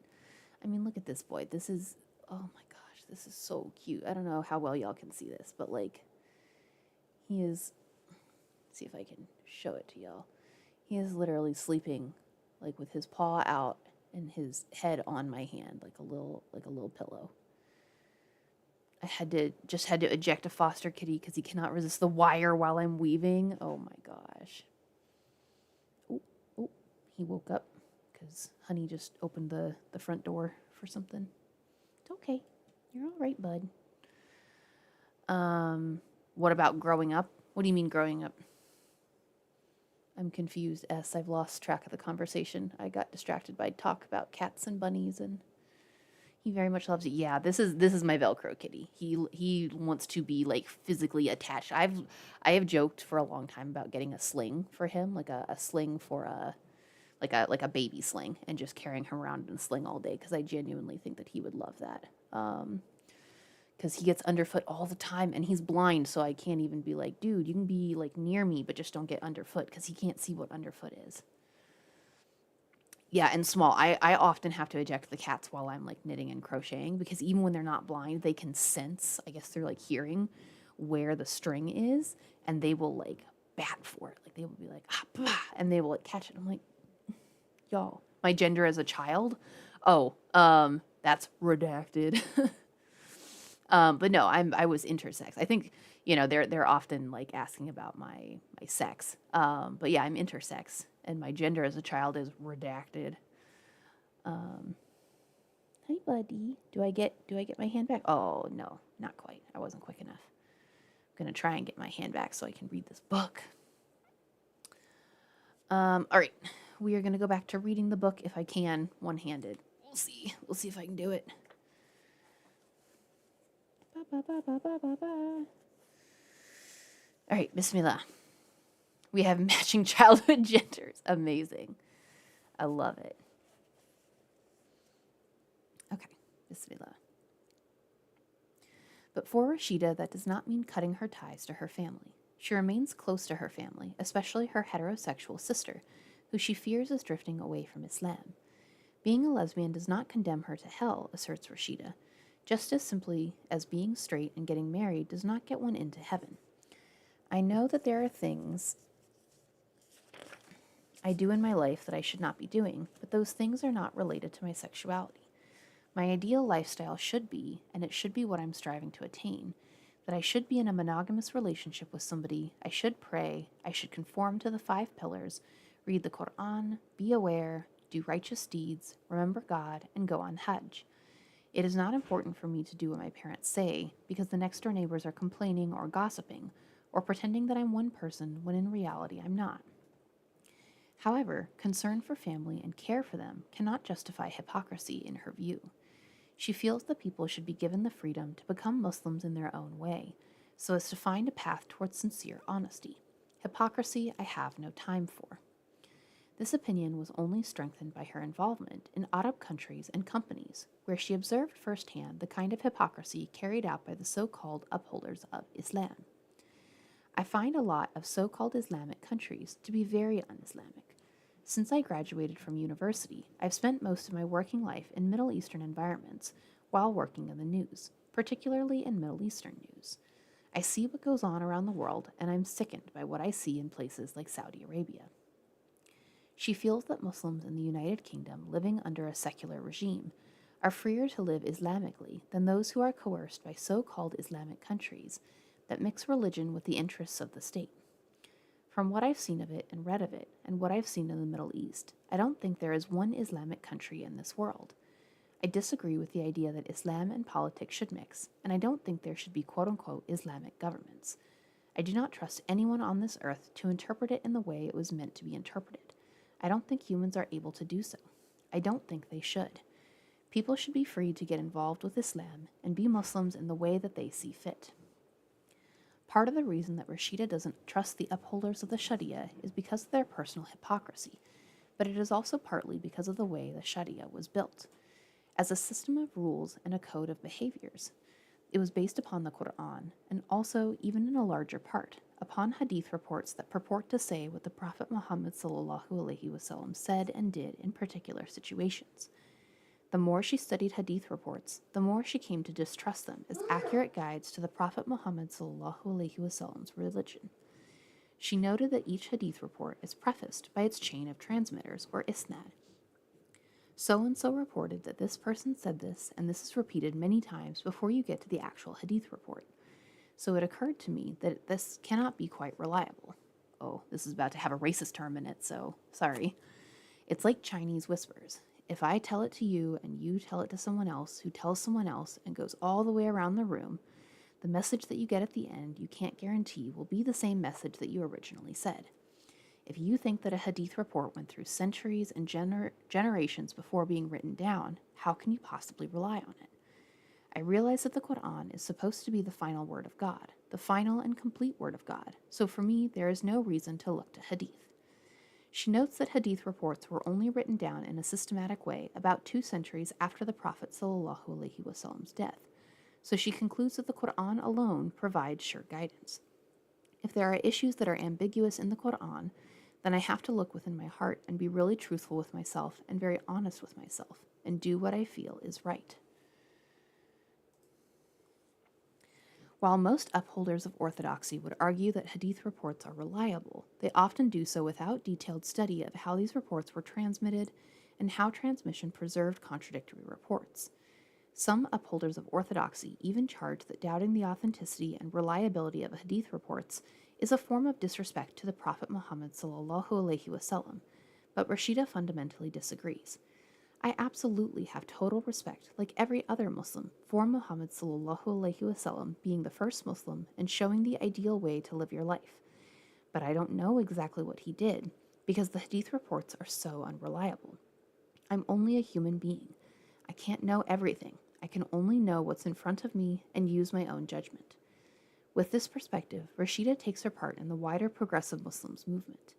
This is a loose network of believers who share a critical perspective on how the Islamic tradition developed over time and the conviction that it needs to be renewed by both reaching into the tradition itself and reaching out to embrace the challenges of life in modern societies. On issues like interpretation of the Quran and the reliability of hadith reports, Rashida parts company with conventional Islamic theology, but she still promotes alliance building and sustained dialogue with mainstream Muslim organizations, even if they do not show respect for Iman or its members. Rashida insists on meeting with mainstream Muslim organizations and building partnerships with them on strategic issues that both sides value, because Muslims of all kinds face discrimination in the United Kingdom. The Muslim Council of Britain, or MCB, is the formal body of Islamic scholars and imams which claims to represent the Muslim community to the British government and strives to regulate the Muslim community's internal affairs. The MCB has shied away from discussion with the support group Iman, while noting its existence in informal ways. While the support group Iman has not held any formal discussion with the MCB, its representatives meet in various fora to promote anti-discrimination in British society. Rashida reports that the Metropolitan Police ran a campaign on fighting discrimination recently in 2004. They invited to their campaign conference people facing discrimination, including both Muslims and also gay people, and including our then chairperson, a gay Muslim. He came to the meeting and met some imams from the local area. They all met and greeted one another and shook hands, but that was about as far as it got. There were no real discussions. The MCB still looks upon gay, lesbian, and transgender Muslims as uneducated, ideologically misled, or obstinately sinful. Their view is based more on stereotypes and prejudice than on real experience, but it will take a long time to change.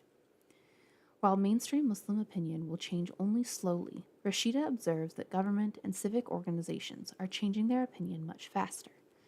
The Iman conference in 2005 was attended by Pakistani British members of the UK police force so that officers could learn from those attending about their experiences with family and community. The police deemed this necessary since officers are called into Muslim homes during family disputes that may involve issues of homosexuality. Rashida and other leaders of Iman also cultivate other kinds of allies. Conference organizers invited the Muslim parents of gay or lesbian children to speak. They invited imams from mainstream mosques to attend the conference, to both listen to participants and to share their own opinion on the issues at hand. They offered imams anonymity so their own mosque communities would not condemn them for attending. In the 2005 conference, one imam accepted this invitation and spoke at the conference. Though he emphasized that the Quran explicitly forbids homosexual acts, he expressed his sincere belief that all Muslims should be treated with dignity by their families and communities. He hoped that a dispassionate dialogue might be held between lesbian and gay Muslims and authorities within the mosques. Love is love, he shrugged at the end of his talk. When it happens, what can you do? Everyone attending Iman's conferences understands that such a dispassionate dialogue will take a long time to develop. Perhaps the catalyst for change will be informal meetings where both sides meet because they have common interests beyond their particular argument. If both sides can see the other as representatives of oppressed groups who suffer discrimination, perhaps they will come to some reconciliation. In this way, Rashida hopes to forge alliances between different groups within the Muslim community, and inviting imams into a dialogue is one facet of this effort. Despite their disagreements over homosexuality or gender identity, they are all members of a Muslim minority, a minority that is rarely accepted wholeheartedly in the United Kingdom or other Western countries. Overcoming internal disagreements is one way to strengthen the religious minority as a whole.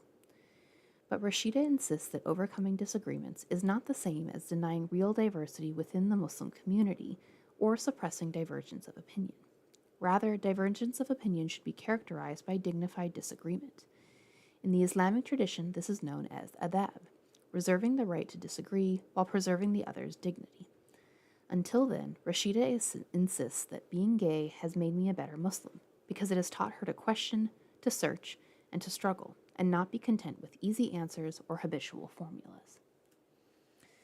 So that is the end of Rashida's section. The next section is Al Farouk, Building Bridges. And we are on page 185. So we have 20 minutes left. We are going to run a poll for the folks on Twitch.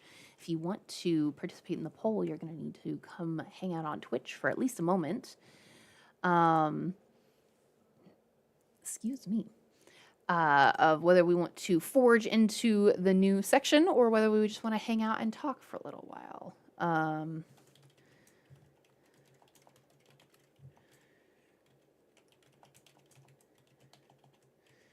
All right. Oh, how do you spell his name? Farouk. Okay. Start El Farouk.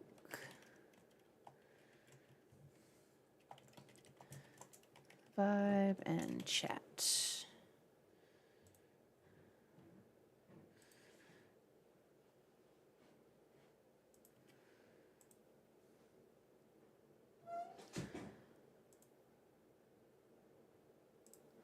All right.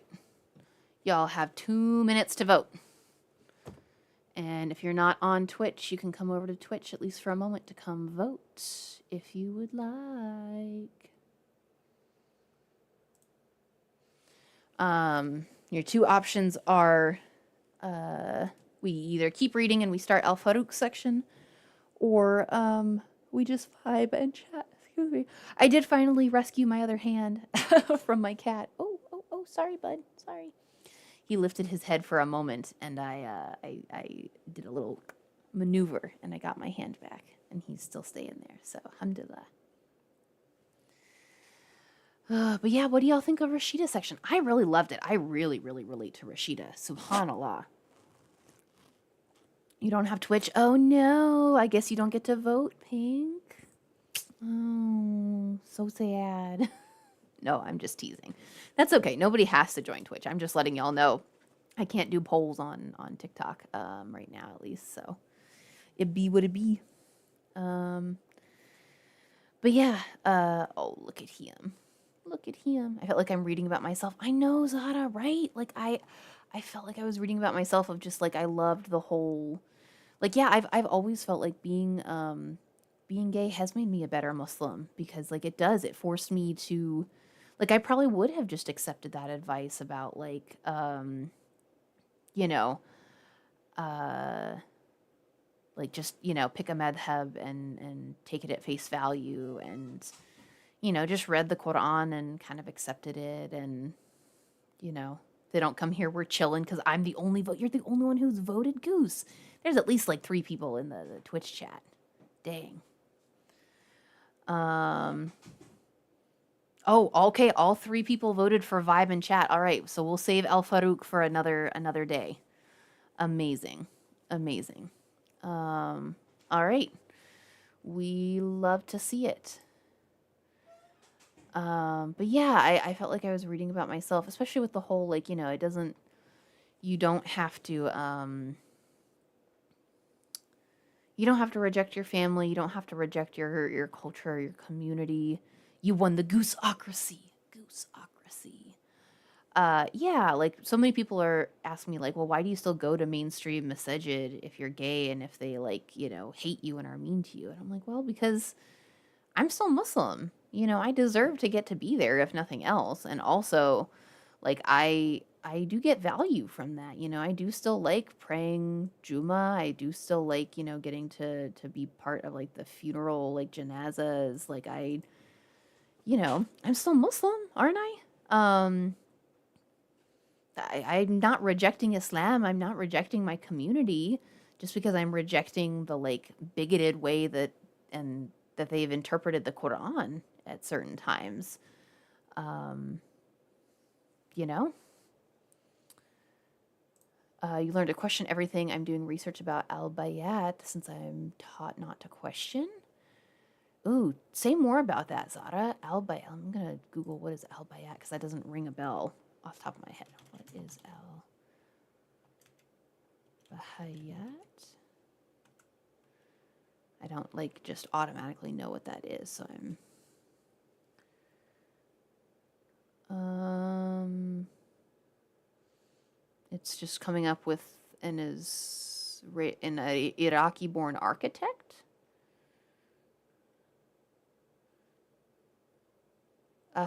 Ahl Bait. Oh, Ahl Bait. Okay, I was gonna say that's the other thing that's coming up is the Prophet Sallallahu Alaihi Wasallam's family. Yeah. Nice.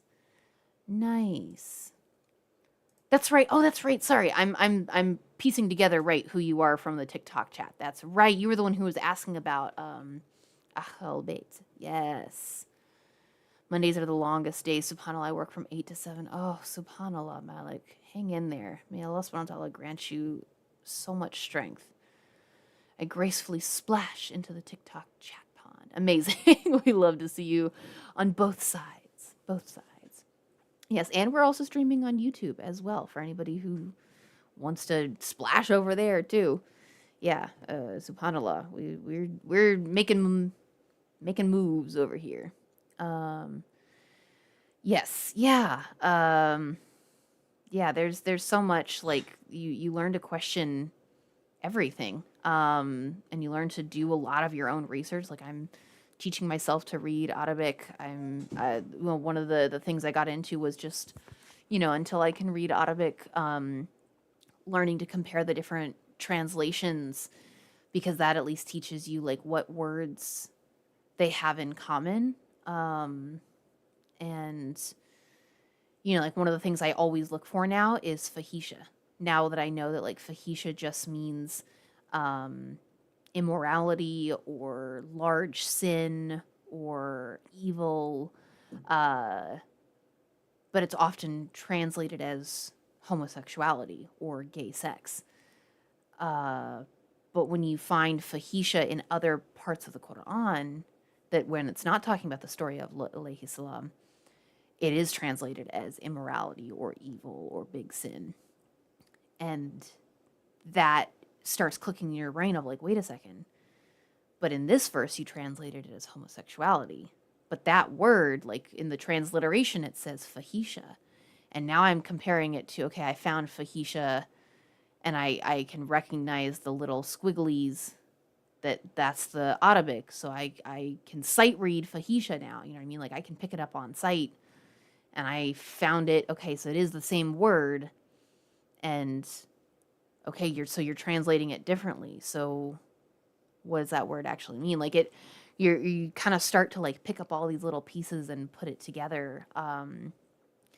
And you start to do background research on like, hey, what was the life of this translator like? Like, where did they grow up? What is their culture?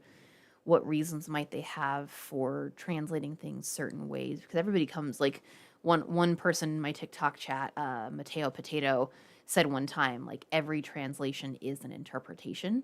And I loved that because it's so true. Like, translation is an art, not a science. And every translation is the translator's interpretation. And when I learned that, like, hey, every time at least in English, in the Quran, like translations, that it has something in parentheses or something in brackets, that's not actually in the Quran.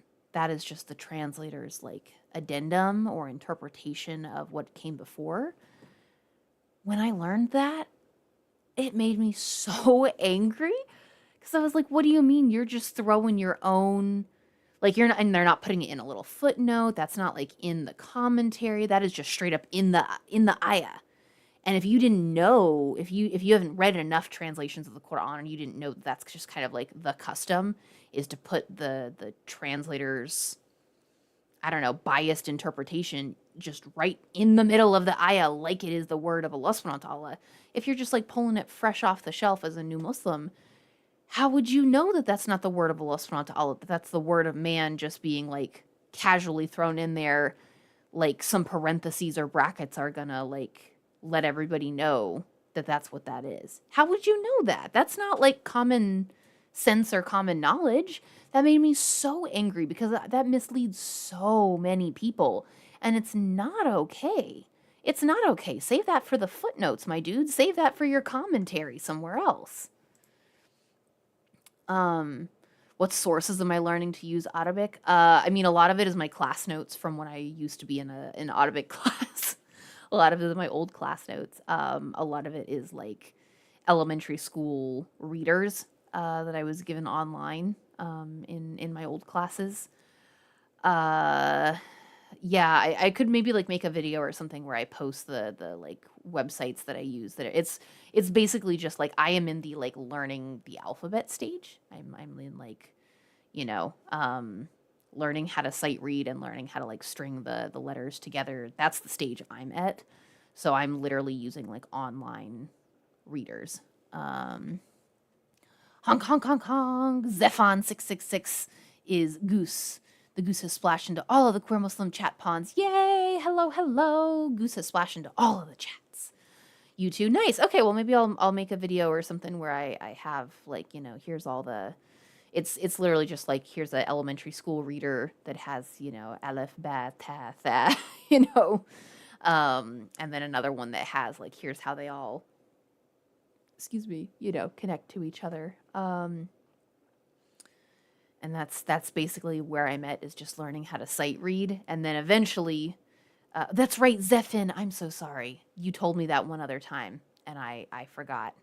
Zephin. Thank you for reminding me. Zephin. I know I've done the on before.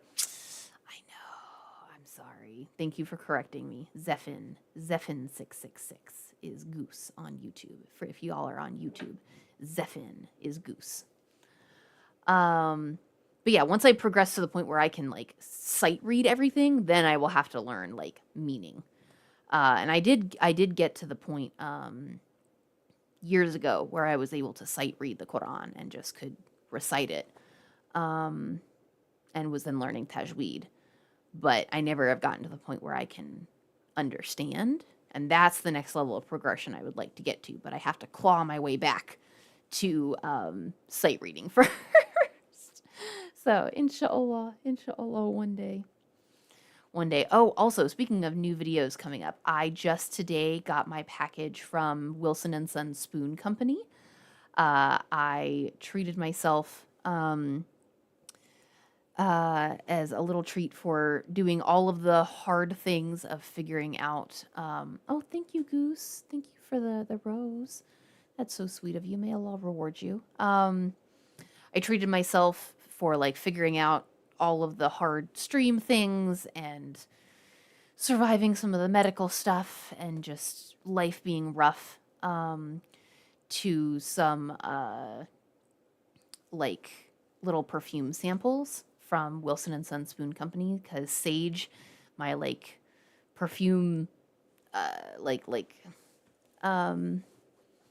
I don't know, person who is much better at perfume than me. No worries, Malik. Do what you gotta do. My queer Muslim person who is much cooler and better at perfume than me kind of turned me on to Wilson and Son Spoon Company, by promising me a like perfume that smells exactly like peach rings. And peach rings are one of the only gummy candies that I like, and in fact I love them so much. So I got some, and they were having a sale. Wilson and Son Spoon Company was having a sale on their rollerball sizes where they were like $5 or $6 each. It was crazy. They were so inexpensive. And I also love supporting small businesses. When I finally do my perfume tour, y'all are gonna see, because I also have almost every single scent from another small business called Blessed Scents, or The Blessed Scent. I think it's The Blessed Scents. Because I love them. They have some blends, but they also have mostly like pure single scents. So if you're like me and you like to create your own custom scents, they have like a pure rose, a pure sandalwood, a pure vanilla. So like I can do like a spritz of 3 different ones and like make my own custom perfume every single day, which like for a perfume nerd like me is amazing. It's my whole life. I love it. But I'm trying to get more into, I was doing that for a lot of years. That was like my whole collection for a lot of years. It was like 1 or 2 blends that I really liked, and then like the entire Blessed Scents collection, because then I could make custom perfumes every day. But now I'm kind of like, okay, I've mixed and matched and made all of the customs that I can, and I have like a little note card with all of my customs that I make every day for from the Blessed Scents collection. But now I kind of, especially watching Sage's stuff has reminded me how much I like perfume, and that like it is also sometimes nice to just have like a really good blend that is already blended and that evolves and changes throughout the day. Because I have a few of those that I really like, and I don't wear them that often because I'm always like, ooh, I could make my own. But I do like that, and that's also fun because then it's like you put it on, and throughout the day you continue to sniff it, and you're like, ooh, it smells like this now, and now the top layer has evaporated, so now you smell the middle layer, and now you smell the base layer, and that's very fun too. So I said I would treat myself to some of the roller balls since they were such a good deal. And it's another small business. I love to support a small business. And they have a lot of gourmands, which I've been really into gourmands lately. So anyways, all that to say, a couple new videos that I will be making soon that will probably be like long form YouTube videos will be a perfume tour because I have way too many to do a short form video. It will have to be a long form video to do a perfume tour and an unboxing of the ones that I got because I think I got 5 or 10. I don't remember which, but I got a decent amount of the roller balls because I was like, I'm treating myself. Um, you know, I shouldn't be because I don't have the money for this, but like I haven't gotten new perfume in years. In years. Because the Blessed Scents one come in these like really nice big spray bottles. And I just mixy matchy them so much that it's like I haven't used them up. And I try not to. I'm not a collector person. Like the fact that I have a perfume collection is testament to how much I love perfume because I'm not a collector person. I hate collecting stuff. I don't like having a lot of stuff. It stresses me out. I get very overwhelmed by it. But I like perfume enough. And I keep finding like cool ones that I've kind of amassed a small collection. Like nothing compared to Sage's. Like I think Sage has like over 300. I do not have. I think I have under 50. But for me, that's still like having more than like 5 of something is crazy. But so those two will be coming up, and I posted the call for unhinged blender recipes. If y'all did not see that, if y'all don't know, I am on. We're just starting week 2 of 6. Yeah, 6 weeks.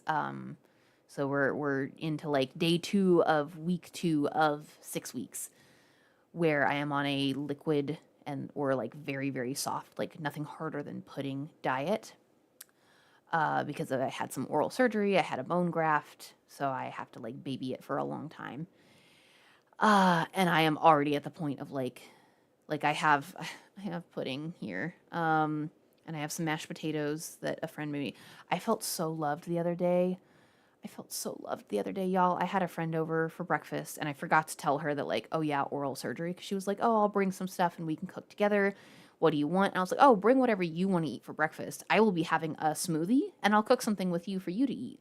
And she was like, absolutely not. We will be making, like, an all-liquid breakfast, and I'll enjoy a liquid breakfast with you. And I was like, are you kidding me? You're going to make a liquid breakfast to have with me? And we had an all liquid breakfast. Like she made dal and we made mashed potatoes. And I made the like African style kind of like congee thing that I make that's just like a kind of like a rice pudding congee something something. And I made Kashmiri chai. And we just had an all liquid breakfast together. And I almost cried. I was like, what do you mean? You love me enough to have an all liquid breakfast with me? Like I've never felt so loved in my life, y'all. She's like, she's a newer friend, but she's becoming one of the like dearest friends in my life. But yeah, the blended cereal. Yeah, I wanted cereal so bad. I don't eat cereal super often, but like when I want cereal, like I want cereal, but I can't chew anything. I'm not allowed to. It'll mess up the bone graft. So cereal is just cereal and milk. So I just blended it until it was soft, and it was a pretty like heinous texture, I will say, especially the longer it sat because the starches got like real like mucusy and like gloopy. Like it was I will say the texture was like war crime. But the taste, it did taste like cereal, and it did accomplish the taste that I wanted. You know what I mean? So like I will not apologize. But all that to say, people have responded with some ideas for like things I can make. Some of them have been very normal and very good. Like a French soup that I should make. Taking Tom Kha, which is one of my favorite soups in the whole world, and just blending it. I think that was Small. Small was like Tom Kha and then just blend it. And I was like, why are you a genius? I love Tom Kha. I make it from scratch often, but I also always keep a can of just like pre-made Tom Kha. And I will just pick out the lemongrass bits and I will just blend it. That sounds amazing. That I'm going to literally do that today. Some of them were less normal, but still very good. where it was like someone named Anwater, who's one of my like favorite people that follows me. He's got such dad energy. He's so sweet. Was like take pineapple and blend it with just like half and half or something, and it basically makes like a faux Dole Whip or something, right? And pineapple is supposed to be very good for after you get a bone graft. I don't know why. And somebody else was like, there's a TikTok thing that's going viral that I've never seen, but according to her or them, I don't know, it's going viral of like frozen watermelon and also like half and half or dairy or something and make like a sorbet.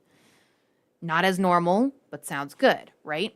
And then some like unhinged person said that I should blend fried rice. And I have countered with them with like, I will, but what do you want me to thin it out with? Because if you try to blend fried rice, like that's just going to be mush. And I can't, it does have to be thin enough that it's like at least pudding texture, if not like drinkable. So like, what am I going to thin it out with? And they haven't responded. So like, I probably will do it with like vegetable broth or something. But like, that's been the most unhinged one so far. And I actually, weirdly enough, like, weird coincidence is that I'm making fried rice for my wife this week. Like I already had the rice in the fridge for making fried rice. So like it feels like Allah subhanahu wa ta'ala saying like, well, you have to do that one. Uh, so that's coming soon.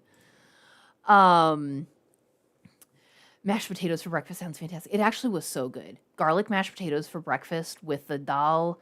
And she taught me to put a scoop of hummus in with the dal and just kind of drink it and like get a little bit of the hummus in when you're drinking it. And I was like, that sounds crazy, but it's actually so good. Like roasted red pepper hummus in with the dal. Phenomenal. I actually was thinking of sipping on that here, but I was like, this is the new niqab, and because I don't have straws, I'm still not allowed to use straws for at least another week because they hate me. No, just because negative pressure can also mess up the bone graft. But because they hate me, I was like, I'm not risking getting dal on this niqab. But I'm gonna have some after this stream, inshallah.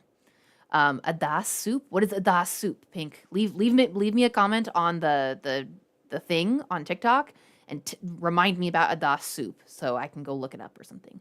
Gravy. Are you telling me I should blend the fried rice with gravy? Because that's sick, Goose. That's disgusting. Gravy doesn't even go with fried rice. What do you mean? Shakshukas for the first time. Oh, small shakshuka is so good. Shakshuka, especially with just like crusty bread to just like kind of scoop it up with, like scoop up like one of the eggs and then get the sauce. And also, if you like beans, like also just put some like white beans of some like cannellini or like some kind of like soft white bean in for extra protein and just cook it in with the sauce. Shakshuka is so good. Oh, that hurts me. I can't have that. I am because rice is gross. Ah, what? I love gross. I love gross. Freudian slip. I love rice. I asked my son's grandma for more recipes for you. Thank you. See, I need more good ones to balance out the like I still can't believe whoever that was that like said to blend fried rice. It's my favorite soup. Adas soup. Okay. Yes, you should put it in the comments so I won't forget cuz like all these stream chats go away now. That's the other thing I'm so sad about. I need to make a new thing for y'all to submit nice things to the book because I can't write them down after stream anymore. All the stream chats go away after stream with the new setup, which is on one hand, it's good because it means that I don't spend an hour after stream every day, like writing stuff down. On one hand, it's bad because like I don't have any more nice comments to add to the book. So I got to set up a new thing so y'all can like submit nice comments to the book through like a Google form or something. You can't stand rice. My brain makes it move. Oh, yeah, I could see that. I could see how it could become real nasty if it's like wiggling. I know some people who like pasta is like that for them, and they can't do pasta because of that. So fair is fair. But I love rice. I love rice.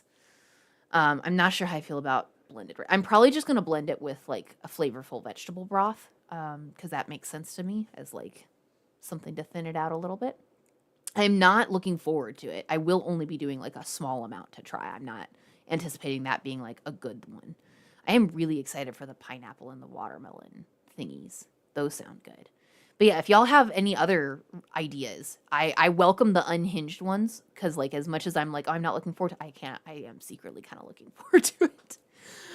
So feel free to put more like unhinged ones in the chat. Yeah, watch it be amazing, right? Watch me like make blended fried rice every day. I do have another one that I came up with that was just taking esquites and blending it with some leftover corn stock and basically making kind of like a corn chowder, but like specifically esquites.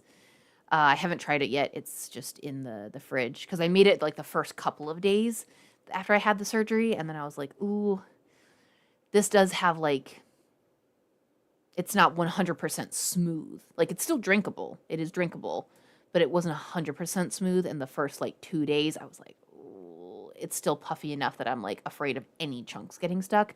Now it's been a week and I'm like, it's fine. It'll be good. So I might try that. But yeah, I'll be making some videos of that, or I might even do just a whole live stream of them. I'm not sure. I'm debating. It might be easier to do a live stream and then take clips of each of them. But I do have guests lined up for the next 2 or 3 Wednesdays. And I don't want to bump any of the guests off of live. And Wednesdays are usually when we do like special events. You want it to be live? Oh geez. Okay. Maybe we'll do it on a Monday then or something. Yeah, because I don't want to bump any of my guests. Even though I might have to bump a guest in order to like if I can't get the stream stuff working out. Good these go away because I have to praise you for a moment and be sappy. Oh, you saying I was a beacon of light made me cry. So often when you do graphic work for fundraisers, you don't get recognition, and a toxic community member has been slandering me since I have evidence of her being who she is, and I just needed that. Oh, small. You're so sweet. You are a beacon of light. Like, especially you came into the one of the videos on YouTube that like I don't know why that one went crazy with people being so awful. Like people basically saying that like I was a terrorist.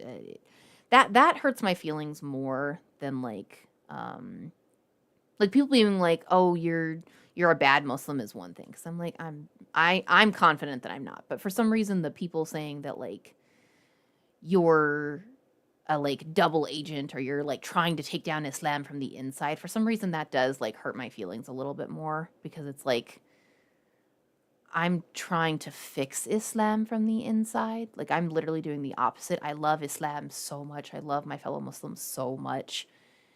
And being accused of like trying to tear down what I love does kind of hurt my feelings a little bit. So I was getting a little bit in my feelings with the way that comment section was going. And you coming in to like tell a nice story and remind me that like, oh no, like there's reason to be who you are and exist and create these community spaces because some people need them and some people get value of them. And just kind of like be who you are, really you were a beacon of light. Like that really helped me and healed my heart a little bit and was like, right, other people are seeing this, and even if they're not leaving comments, like, you know, it was like 17 people commented, but like 700 people saw it, you know? So like maybe some of those 700 people, like it was nice for. So I am glad that if you being a beacon of light helped me, that me saying you were a beacon of light helped you because it's true. And, you know, I am glad to have passed the stick of of helping. Cause yeah, I feel you. You often don't get recognition if you're doing any kind of community work. I've done a lot of allegedly done a lot of like street type activism. And yeah, you don't get recognition, and often you don't want to get recognition. That would be dangerous. And it sucks if you're getting slandered, especially for what you're doing, and especially if it was because you were trying to, you know, protect people from somebody, you know, being awful in the community. So I hope it gets easier for you. I hope you're able to, you know, protect your space from that person. And yes, you are a beacon of light, Small. I appreciate you being who you are, and I appreciate you always being so kind and so nice and helpful here. Yeah. I'm gonna fly away. I want to watch some YouTube and play The Sims 4. No worries. Yeah, flap away, fly away, Goose. Thank you for joining, and enjoy your Sims 4. Yes. All right. So let me do one thing here Because, like, haha, secretly, I can do one thing. Yeah. No, that's not what I wanted.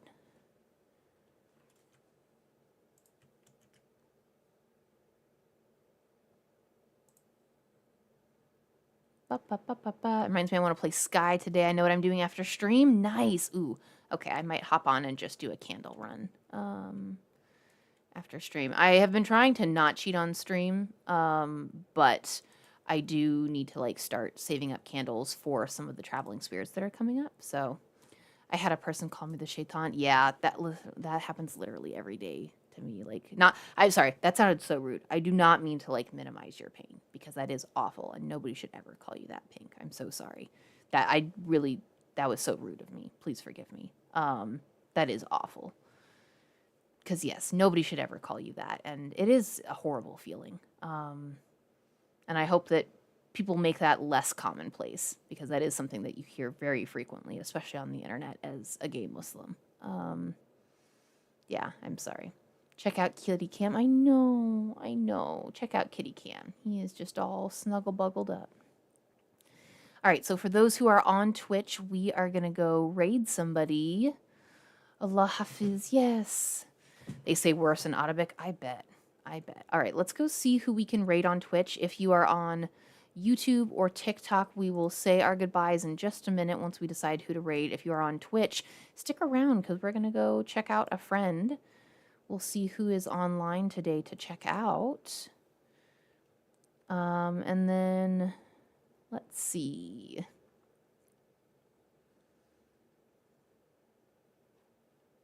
Let's see if Rad World is online. Rad World is not online. And Ivy, I know, won't be online this late. So let's see who's online who plays Sky, because I know those are most of my friends at this point on Twitch. Ooh, Princess Barney is online. Let's see who else. If there's somebody else that I haven't rated in a while.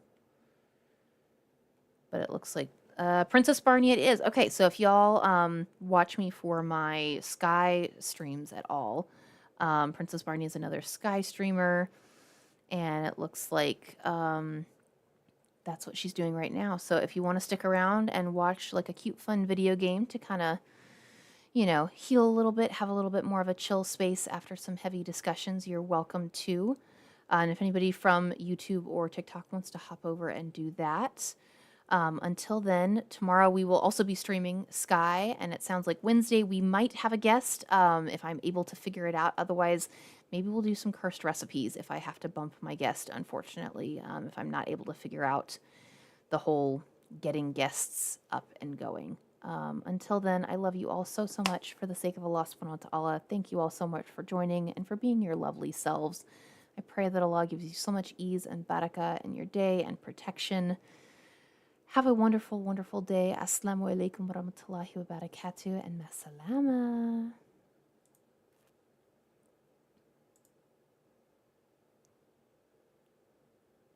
All right, we are going to start the raid to Princess Barney. Oh, thank you for the heart, small.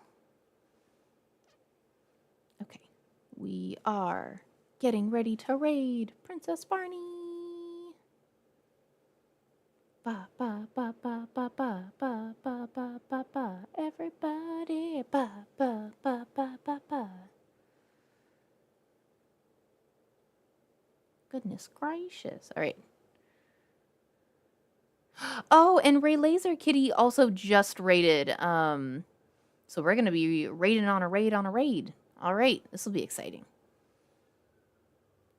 Okay. All right, masalama, everyone.